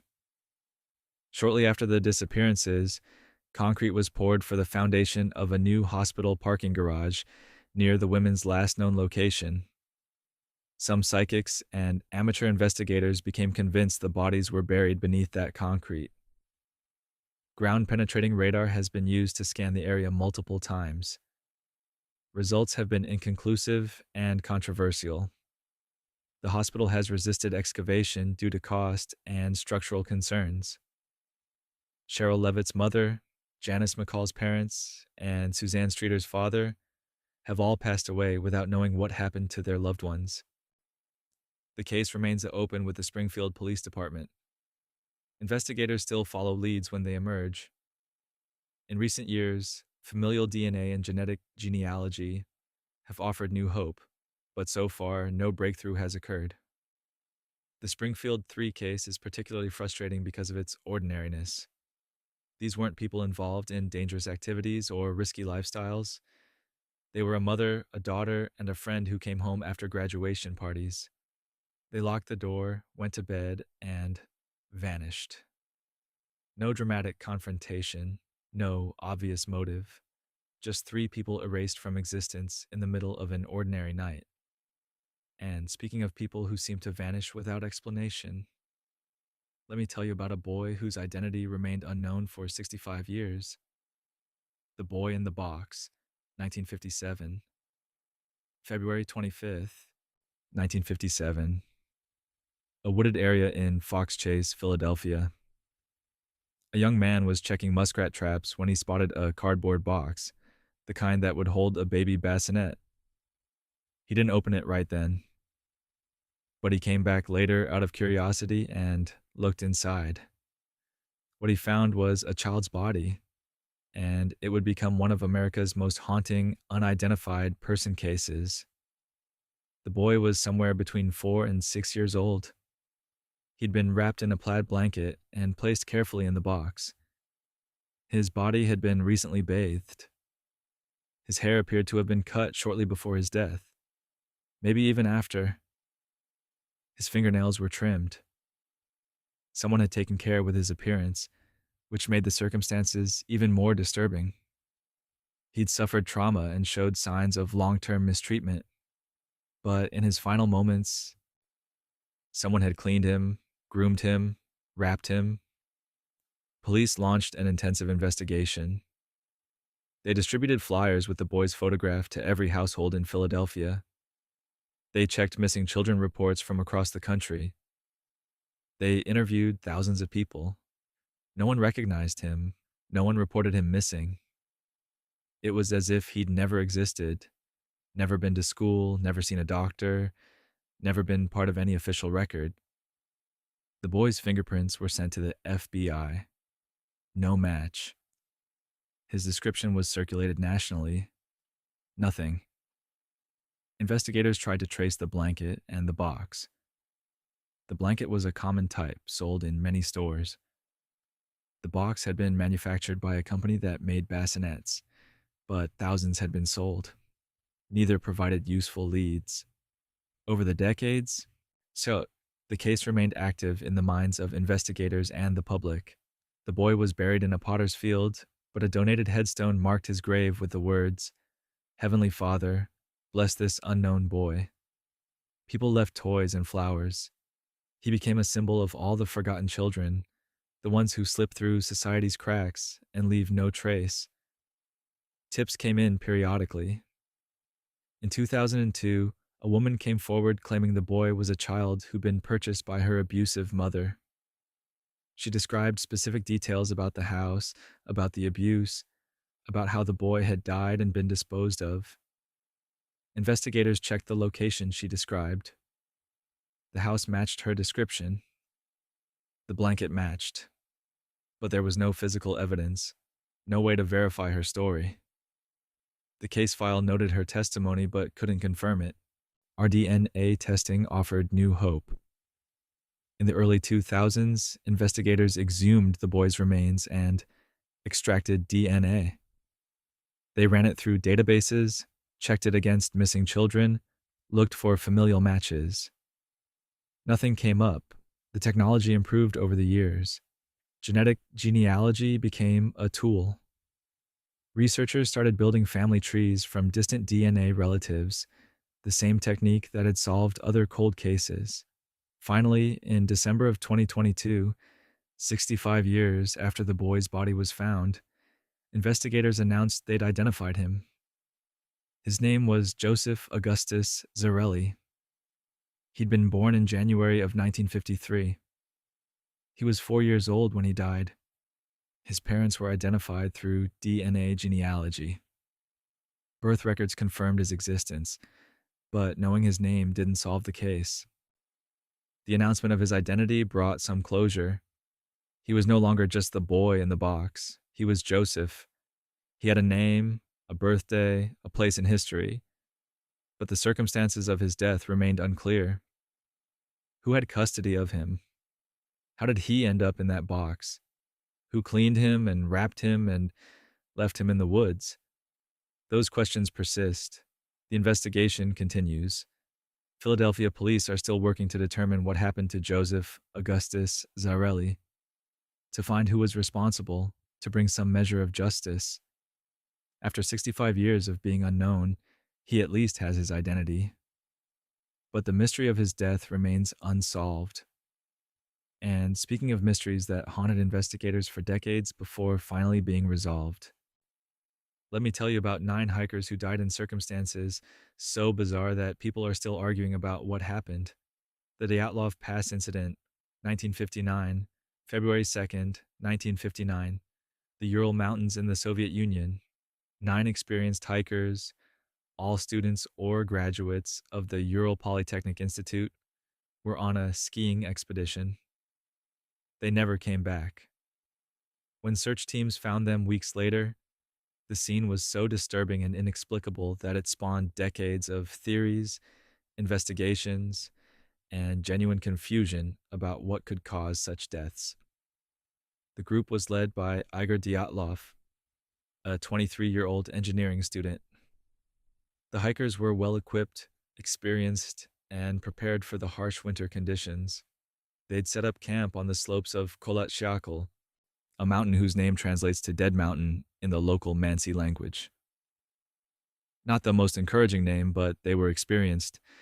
They knew what they were doing, except something went catastrophically wrong. When they didn't return as scheduled, search teams were sent out. On February 26th, they found the tent. It had been cut open from the inside. Not carefully opened, but slashed, as if the occupants had been desperate to get out quickly. The tent was partially collapsed under snow, but still contained most of the group's belongings. Their boots were there, their warm clothing was there. The hikers had fled into negative 30-degree Fahrenheit temperatures, wearing minimal clothing. Footprints led away from the tent down the slope. The searchers followed them and began finding bodies. The first 2 were found near the tree line, under a large cedar tree. They were barefoot, wearing only underwear. Branches on the cedar had been broken, suggesting someone had climbed it, maybe trying to see something or get away from something. A fire had been made at the base. The 2 men had died from hypothermia. 3 more bodies, including Dyatlov's, were found between the cedar and the tent. They appeared to have been trying to return to camp but succumbed to the cold. Hypothermia made sense for these 5. They'd fled the tent inadequately dressed and couldn't survive the temperature. But why had they fled? The remaining 4 hikers weren't found until May when the snow melted. They were in a ravine, buried under several meters of snow. And this is where the case becomes truly disturbing. These 4 had injuries that didn't match simple hypothermia deaths. One had major chest trauma consistent with severe blunt force, like being hit by a car. Another had similar rib fractures. One was missing her tongue and eyes. The injuries were catastrophic, the kind you'd see in serious accidents, but there was no external trauma. No bruises, no cuts, no signs they'd been in a fight. The Soviet investigation concluded the deaths were caused by an unknown compelling force. Not exactly helpful. Investigators ruled out other people being involved. There were no signs of a struggle or attack. The area was too remote for anyone else to be there. So what happened? Theories multiplied. Some thought an avalanche had struck the tent, causing panic. The hikers fled, became separated, and died from cold and injuries sustained in the snowslide. Recent studies using modern avalanche science suggest a small slab avalanche could have hit the tent, creating enough panic to make experienced hikers cut their way out and run. The injuries to the four in the ravine could have come from a secondary snow collapse. Other theories were more exotic. Some pointed to military testing in the area. Maybe the hikers encountered a weapons test, parachute mines, or toxic chemicals. Maybe they were ordered to leave by military personnel and died as a result. There were reports of strange lights in the sky that night, leading to speculation about everything from rocket tests to extraterrestrial involvement. The case remained officially closed, but culturally alive. Books, documentaries, and investigations continued for decades. In 2019, Russian authorities reopened the case. In 2020, they concluded that a small avalanche was the most likely explanation. The hikers, in a panic and possibly suffering from hypothermia-induced confusion, made poor decisions that led to their deaths. But debates continue. Some experts accept the avalanche theory. Others find it inadequate to explain all the evidence. The Dyatlov Pass incident remains one of those cases where the facts are known, but the interpretations disputed. 9 people died in the mountains, and exactly why may never be fully understood. The disappearance of Flight 19, 1945, December 5th, 1945, Fort Lauderdale, Florida. 5 U.S. Navy torpedo bombers designated Flight 19 took off on a routine training mission over the Atlantic. 14 airmen, experienced pilots, clear weather, a standard navigation exercise. By evening, all 5 planes had vanished. Then the plane sent to rescue them also disappeared with 13 crew. 6 aircraft, 27 men. Gone. And the mystery helped create one of the most enduring legends in American culture, the Bermuda Triangle. Flight 19 was led by Lieutenant Charles Taylor, an experienced pilot with over 2,500 flight hours. The mission was simple: fly east from Fort Lauderdale, practice bombing runs, then navigate back. Student pilots were flying the other 4 planes, but they had Taylor as their leader. Everything should have been routine. But around 3:30 in the afternoon, radio transmissions from Flight 19 indicated something was wrong. Taylor reported that both his compasses had failed. He wasn't sure of their position. Other pilots in the flight were heard asking Taylor for directions. The transmissions became increasingly confused. Taylor seemed to believe they were over the Florida Keys when they were actually over the Bahamas. Instead of flying west toward land, they flew further east, out over the Atlantic. Ground control tried to guide them back, but radio communication was poor. Transmissions were garbled, overlapping, difficult to understand. Taylor's confusion seemed to spread to the other pilots. As daylight faded and fuel ran low, the situation became desperate. The last transmission from Flight 19 was received around 7:04 in the evening.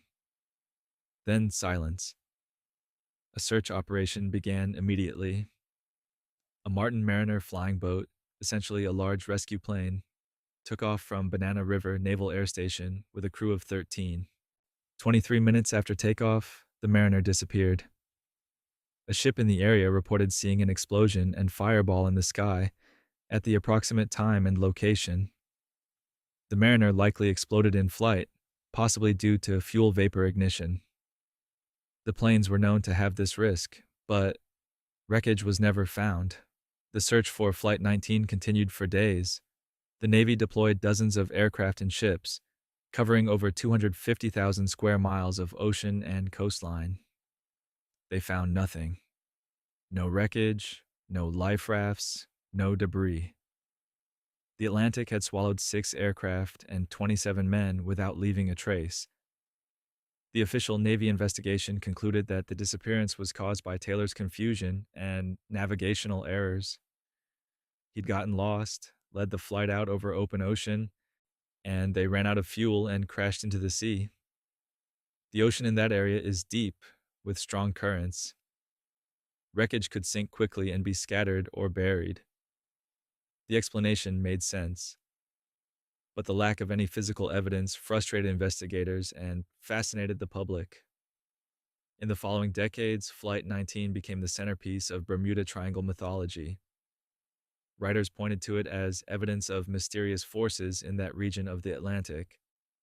Books and television shows suggested everything from magnetic anomalies to alien abduction to interdimensional portals. The reality is almost certainly more mundane. Navigational error, mechanical failure, bad luck, and the unforgiving nature of the ocean combine to create a tragedy.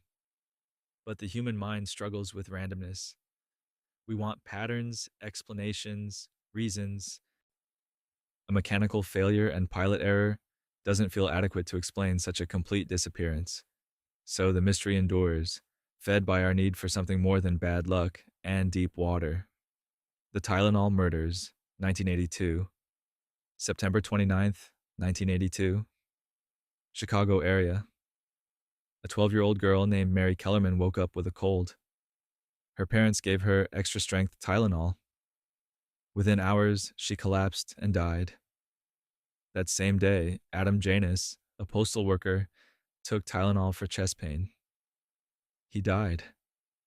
His brother and sister-in-law took pills from the same bottle at his house later that day. They both died. By October 1st, 7 people were dead, and investigators had figured out the horrifying connection. Someone had poisoned Tylenol capsules. The scale of the panic was immediate and massive. Johnson & Johnson, the company that made Tylenol, issued warnings. Stores pulled Tylenol from shelves nationwide. Police went door to door telling people to throw away any Tylenol in their homes. Hospitals were flooded with people worried they'd been poisoned. The entire nation was terrified of their own medicine cabinets. Investigators determined that someone had purchased bottles of extra-strength Tylenol capsules from stores in the Chicago area, opened them, laced the capsules with potassium cyanide, and returned the bottles to store shelves. The cyanide doses were massive, thousands of times the lethal amount. Death came within minutes of ingestion. There was no way to know which bottles were poisoned until someone took a pill and died. The randomness was what made it so terrifying. These weren't targeted killings. The victims had nothing in common. They didn't know each other. They just happened to buy poison bottles from different stores. The killer had created a deadly lottery where purchasing common pain medication could mean death. Johnson & Johnson's response became a model for corporate crisis management. They recalled 31 million bottles of Tylenol, worth over $100 million. They stopped all production and advertising. They created new tamper-resistant packaging with safety seals. They cooperated fully with investigators. The company took a massive financial hit, but prioritized public safety, and eventually, that decision restored consumer trust. The investigation became one of the FBI's largest and longest. Thousands of people were interviewed. Every Tylenol factory was inspected. Every distribution center was investigated. Hundreds of suspects were considered. The problem was motive. This wasn't robbery. The killer didn't demand ransom. No one claimed responsibility. No political or ideological statement was made. It appeared to be random violence for its own sake, which made finding the perpetrator incredibly difficult. One suspect emerged as a primary focus, James William Lewis. He'd sent a letter to Johnson & Johnson demanding $1 million to stop the killings. The letter was traced back to him. He was arrested, but not for murder. He was charged with extortion. Investigators searched his home and questioned him extensively, but they couldn't connect him to the actual poisonings. He served 13 years for extortion and was released. He maintained he didn't poison the Tylenol, that he'd only tried to extort the company after hearing about the murders. Without physical evidence linking him to the poison bottles, prosecutors couldn't charge him with the deaths. Other suspects were investigated over the years. Theories included disgruntled employees, anti-corporate terrorists, and mentally unstable individuals. None panned out. The case generated over 12,000 tips. Every lead was followed. Nothing definitive emerged. In 2011, the FBI returned to James Lewis, searching his home again with new forensic technology. Again, nothing conclusive was found. The Tylenol murders changed America in lasting ways. Tamper-evident packaging became standard for over-the-counter medications and food products. You know those plastic seals on bottles, the foil under caps, the shrink wrap around boxes? Those exist because of this case. Federal anti-tampering laws were passed in 1983, making product tampering a federal crime. The way we think about product safety, the way companies respond to contamination scares, the entire infrastructure of consumer protection was reshaped by 7 deaths in Chicago in 1982. But justice was never served. The person who laced those Tylenol capsules with cyanide was never identified, never caught, never punished. 7 families never got closure. The case remains open, though realistically, after 40 years, the chances of solving it diminish with each passing year. Somewhere, someone knows what happened, and they've kept that secret for decades. And speaking of secrets kept for decades, let me tell you about a series of child murders that terrorized a Michigan community and remain unsolved nearly 50 years later. The Oakland County child killer, 1976 to 1977, February 15, 1976. Oakland County, Michigan. 12-year-old Mark Stebbins left his mother's home in Ferndale to walk to a nearby American Legion Hall. He never came home. 4 days later, his body was found in a parking lot in Southfield. He'd been held captive for those 4 days, then killed, and his body carefully placed in a public location. It was the beginning of a nightmare that would claim 4 young lives and haunt a community for decades. Mark's death was investigated, but without strong leads, the case went cold. Then, in December of 1976, 12-year-old Jill Robinson disappeared from Royal Oak. She'd argued with her mother and left home. 4 days later, her body was found along the side of a road. Like Mark, she'd been held captive for days before being killed. Her body had been washed and groomed. She was wearing clean clothes. The killer had taken care with her appearance, a detail that was both bizarre and deeply disturbing. Less than a month later, 10-year-old Christine Mihelish vanished while walking home from a store in Berkeley. 19 days later, her body was found in a snowbank in Franklin Village. Again, she'd been held captive, cared for in some twisted way, then killed. Her body showed no signs of neglect during captivity. She'd been fed, cleaned, kept in reasonable condition before her death. The pattern was becoming clear and terrifying. The final victim was 11-year-old Timothy King. On March 16th, 1977, he left home to buy candy at a nearby pharmacy in Birmingham. Witnesses saw him at the store, then he vanished. 6 days later, his body was found in a ditch in Livonia. Like the others, he'd been held, cared for, and killed. His clothes were clean. He'd been fed his favorite meal, fried chicken, shortly before death. The killer knew details about him, suggesting surveillance or research. The similarities between the cases were unmistakable. All 4 children were from Oakland County. All were held for multiple days before being killed. All were washed, groomed, and placed in visible locations, sometimes across township lines. The killer wanted the bodies found, but also wanted to demonstrate control, to show that these children had been in their care and had been treated with a disturbing form of attention before death. The investigation became enormous. A task force was formed. Thousands of tips poured in. Police interviewed hundreds of suspects. Composite sketches were created based on witness accounts of suspicious individuals near the abduction sites. A man with a vehicle had been seen near where Timothy King disappeared. Someone driving a blue AMC Gremlin had been spotted near other scenes. But leads fizzled. Suspects were cleared. The case grew cold. One suspect who emerged years later was Christopher Bush, a convicted predator who'd been in the area during the murders. He died by apparent self-inflicted means in 1978, shortly after the last murder. Some investigators believed he was the Oakland County child killer. Evidence found at his home included materials suggesting he'd had contact with victims, but the connection was never definitively proven, and some investigators disagreed with this theory. Another suspect was a man involved in a child exploitation ring operating in the area during the same period. Multiple people connected to this ring were investigated. Some went to prison for other crimes, but none was ever charged with the Oakland County murders.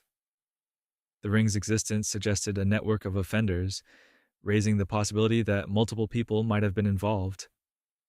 The case generated over 18,000 tips over the years. DNA evidence from the crime scenes has been preserved and tested as technology improved. Familial DNA and genetic genealogy have been employed. In recent years, investigators have continued following leads, re-interviewing witnesses, and applying new forensic techniques. But no arrest has been made. The victims' families formed support networks and advocacy groups. Timothy King's father, Barry, became a prominent voice for victims' rights before his death in 2020. He never stopped pushing for answers, never stopped believing justice was possible. The families of all 4 children have lived with this unsolved tragedy, knowing their children's killer was never caught. The Oakland County child killer case remains open. The Michigan State Police still accept tips and investigate leads.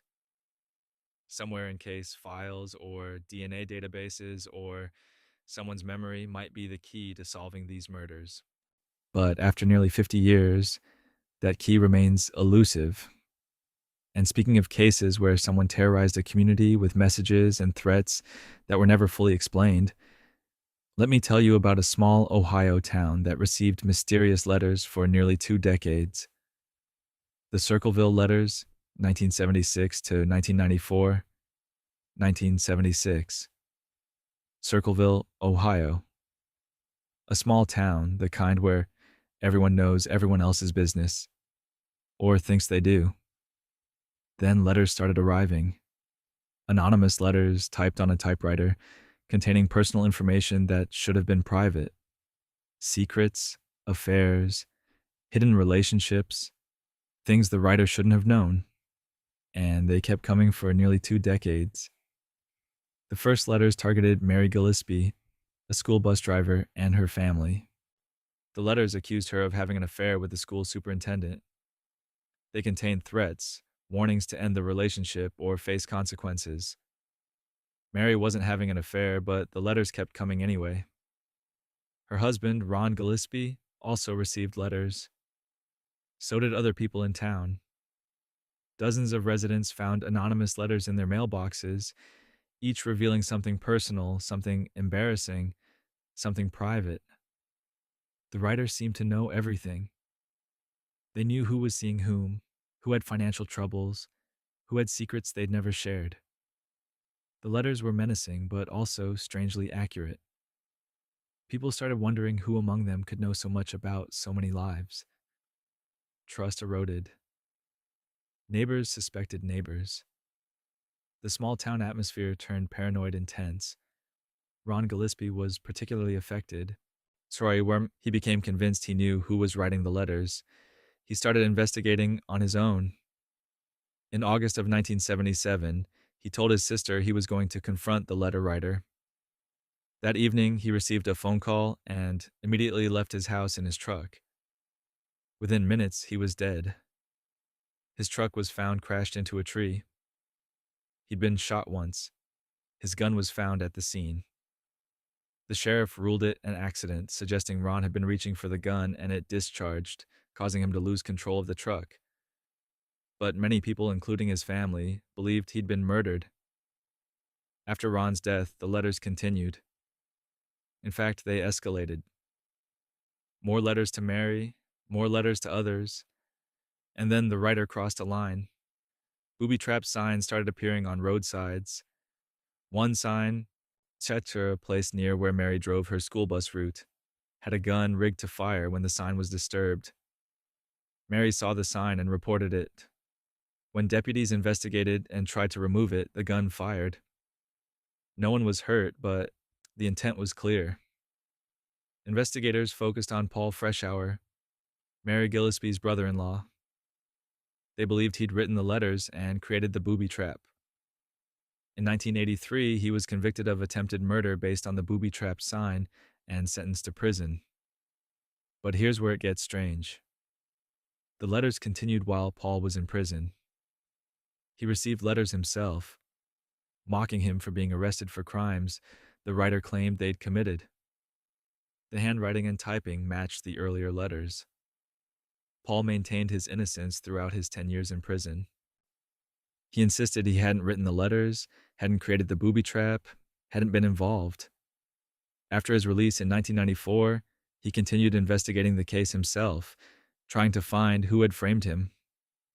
He died in 2012, never clearing his name. The letters slowed after Paul's imprisonment and eventually stopped in the mid-90s, but they were never definitively solved. Who was writing them? If it wasn't Paul Freshour, who knew so much about Circleville residents, how did they gather their information? Why did they stop? None of these questions have clear answers. Various theories have been proposed. Some believe multiple people were involved, that copycat letter writers emerged after the initial campaign. Others think the real writer stopped out of fear after Paul's arrest and worried they'd be caught next. Some residents believe the writer was someone in a position of authority, someone with access to personal information through their job. But no evidence has emerged to prove any theory. The Circleville letters remain one of America's strangest unsolved harassment cases. For nearly 20 years, someone tormented a small town, revealing secrets and threatening violence. They drove a man to his death, whether directly or indirectly.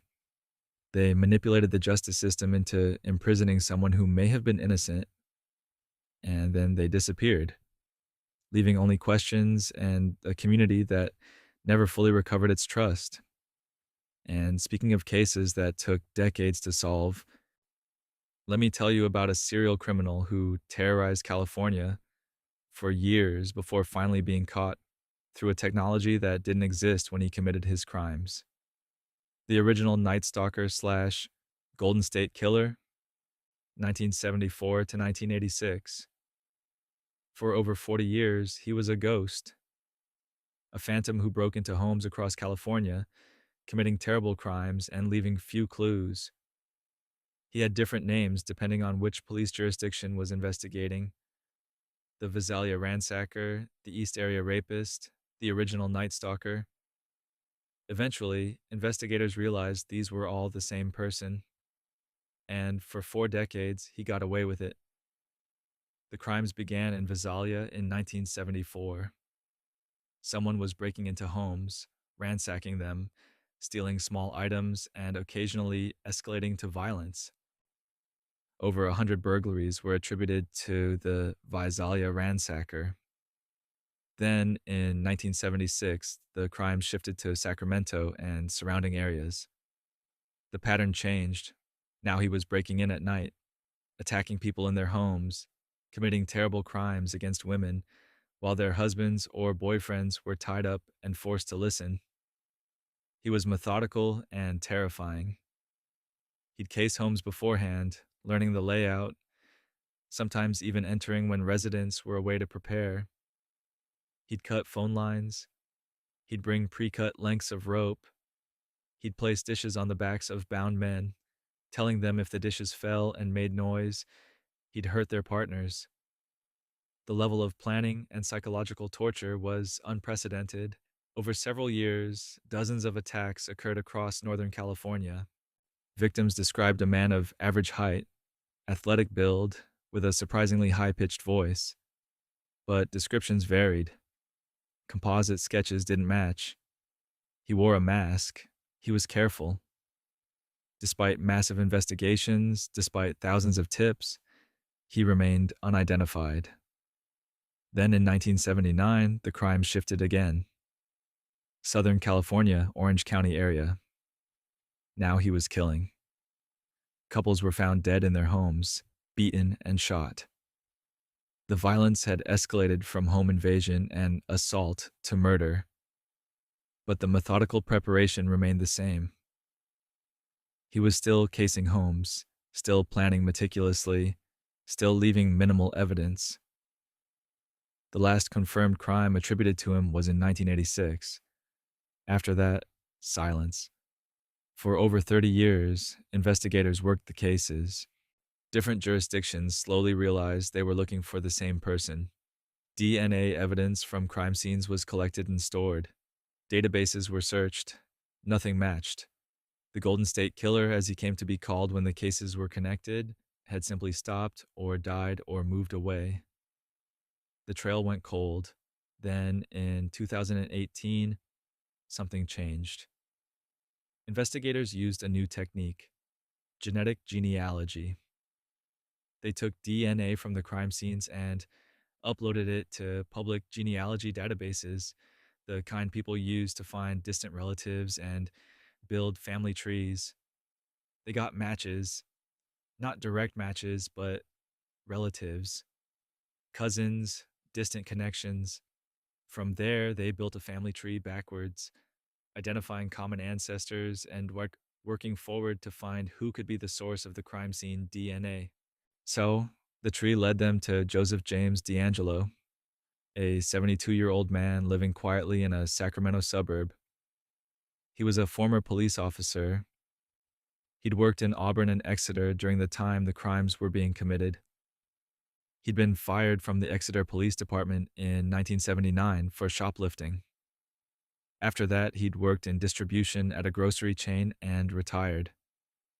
He was a grandfather, a neighbor, someone who'd lived among the communities he'd terrorized. Investigators surveilled him. They collected his DNA from items he'd discarded. It matched. In April of 2018, they arrested him. The shock rippled through law enforcement and the communities he'd victimized. The man who'd committed at least 13 murders, over 50 assaults, and over 100 burglaries had been living a normal life for decades. He'd been a police officer, someone who understood investigations and how to avoid them.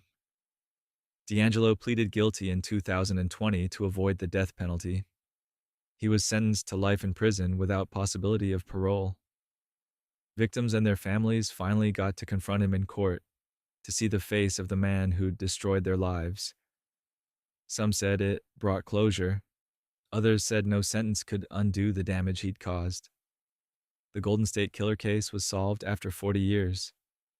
But the gap between his crimes and his capture represents a failure of justice. For 40 years, he walked free while his victims suffered. The case was only solved because of new technology, because of genetic genealogy that didn't exist when the crimes occurred. So, without that, he might never have been caught. And speaking of modern mysteries that remain unsolved, despite our advanced technology, let me tell you about an airplane that vanished in 2014 and has never been found. Malaysia Airlines Flight 370, 2014, March 8th, 2014. A Boeing 777 departed Kuala Lumpur International Airport, heading for Beijing. Malaysia Airlines Flight 370 carried 239 people, 227 passengers, and 12 crew members. It was a routine red-eye flight, the kind that happens thousands of times every day around the world. Within hours, the plane had vanished, and 10 years later, we still don't know exactly what happened. The last normal communication from the cockpit came at 1:19 in the morning. The pilot said goodnight to Malaysian air traffic control as the plane crossed into Vietnamese airspace. That was it. The plane's transponder, the device that sends identifying information to air traffic control, was turned off. The plane disappeared from civilian radar. No distress signal. No indication of trouble. Just silence. But military radar told a different story. The plane hadn't crashed or exploded. It had turned around. Instead of continuing northeast toward Beijing, it flew back across Malaysia, then turned northwest, eventually heading out over the Indian Ocean. Someone in that cockpit deliberately changed course, turned off communication systems, and flew the plane in a completely different direction. The question that's haunted investigators ever since: who and why? The initial search focused on the South China Sea along the plane's planned route. When military radar data revealed the turn, the search shifted to the Andaman Sea and eventually to the remote southern Indian Ocean. The search area was enormous, thousands of miles from land, in some of the deepest and most remote waters on Earth. Finding debris in those conditions is like looking for a specific grain of sand on a beach that stretches to the horizon. Satellites had detected automatic pings from the plane's engines, signals that helped narrow down possible locations. Analysis suggested the plane flew for hours after turning off course, eventually running out of fuel and crashing into the ocean somewhere along an arc in the southern Indian Ocean. But where exactly? The search area covered tens of thousands of square miles of deep water. So, the underwater search became the most expensive in aviation history. Ships equipped with sonar scanned the ocean floor. Autonomous underwater vehicles dove deep, mapping the terrain, looking for wreckage. They found old shipwrecks, underwater mountains, geological features no one knew existed. But no Boeing 777. After 2 years and over $160 million, the official search was suspended in January of 2017. Meanwhile, debris started washing up on beaches. In July of 2015, a piece of wing called a flaperon was found on Reunion Island in the western Indian Ocean. It was confirmed to be from Flight 370. Over the next few years, more pieces were found on beaches in Madagascar, Mozambique, South Africa, and other locations. Ocean current analysis showed these pieces could have drifted from the suspected crash area. But the main wreckage, the part that would contain the flight data recorder and cockpit voice recorder, the part that could tell us what happened, has never been found. Theories about what happened range from mechanical failure to pilot actions to elaborate hijacking scenarios. Some believe the pilot deliberately crashed the plane, though his family and colleagues found this hard to believe.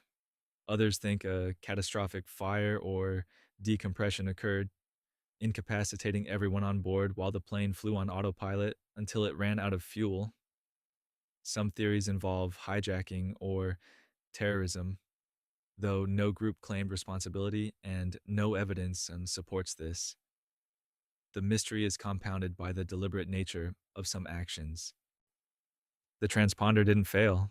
It was turned off. The course change wasn't a navigation error.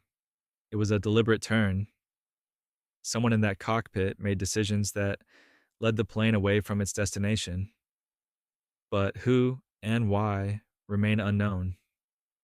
Private searches have continued. In 2018, a U.S. company searched additional areas but found nothing. In 2024, new analysis of satellite data suggested a more specific crash location, and plans for renewed searches were discussed. But as of now, the main wreckage of Malaysia Airlines Flight 370 remains lost somewhere in the Indian Ocean. 239 people vanished that night. Families were left without answers, without bodies, without closure.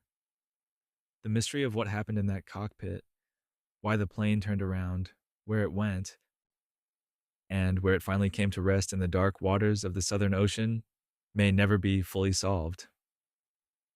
In an age of constant surveillance, GPS tracking, and global connectivity, A massive aircraft carrying hundreds of people simply disappeared.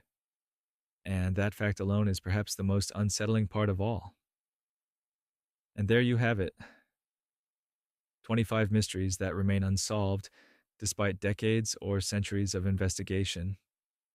From Roanoke Island in 1590 to the Indian Ocean in 2014, these cases remind us that the world still contains genuine mysteries. Real people who vanished, real crimes that were never solved, real questions that may never have answers. Some of these cases might still be solved. DNA technology keeps improving. Databases keep growing. Someone somewhere might remember something crucial. But others might remain mysteries forever, puzzles that time and circumstance have rendered permanently unsolvable. So tonight, as you drift off to sleep, be grateful for the mundane certainty of your own life. You know where you are. You know who you are. You're not a cryptic message carved into wood or a plane that disappeared over the ocean. You're here, safe and accounted for. And honestly, in a world full of unsolved mysteries, that's something worth appreciating. Sleep well.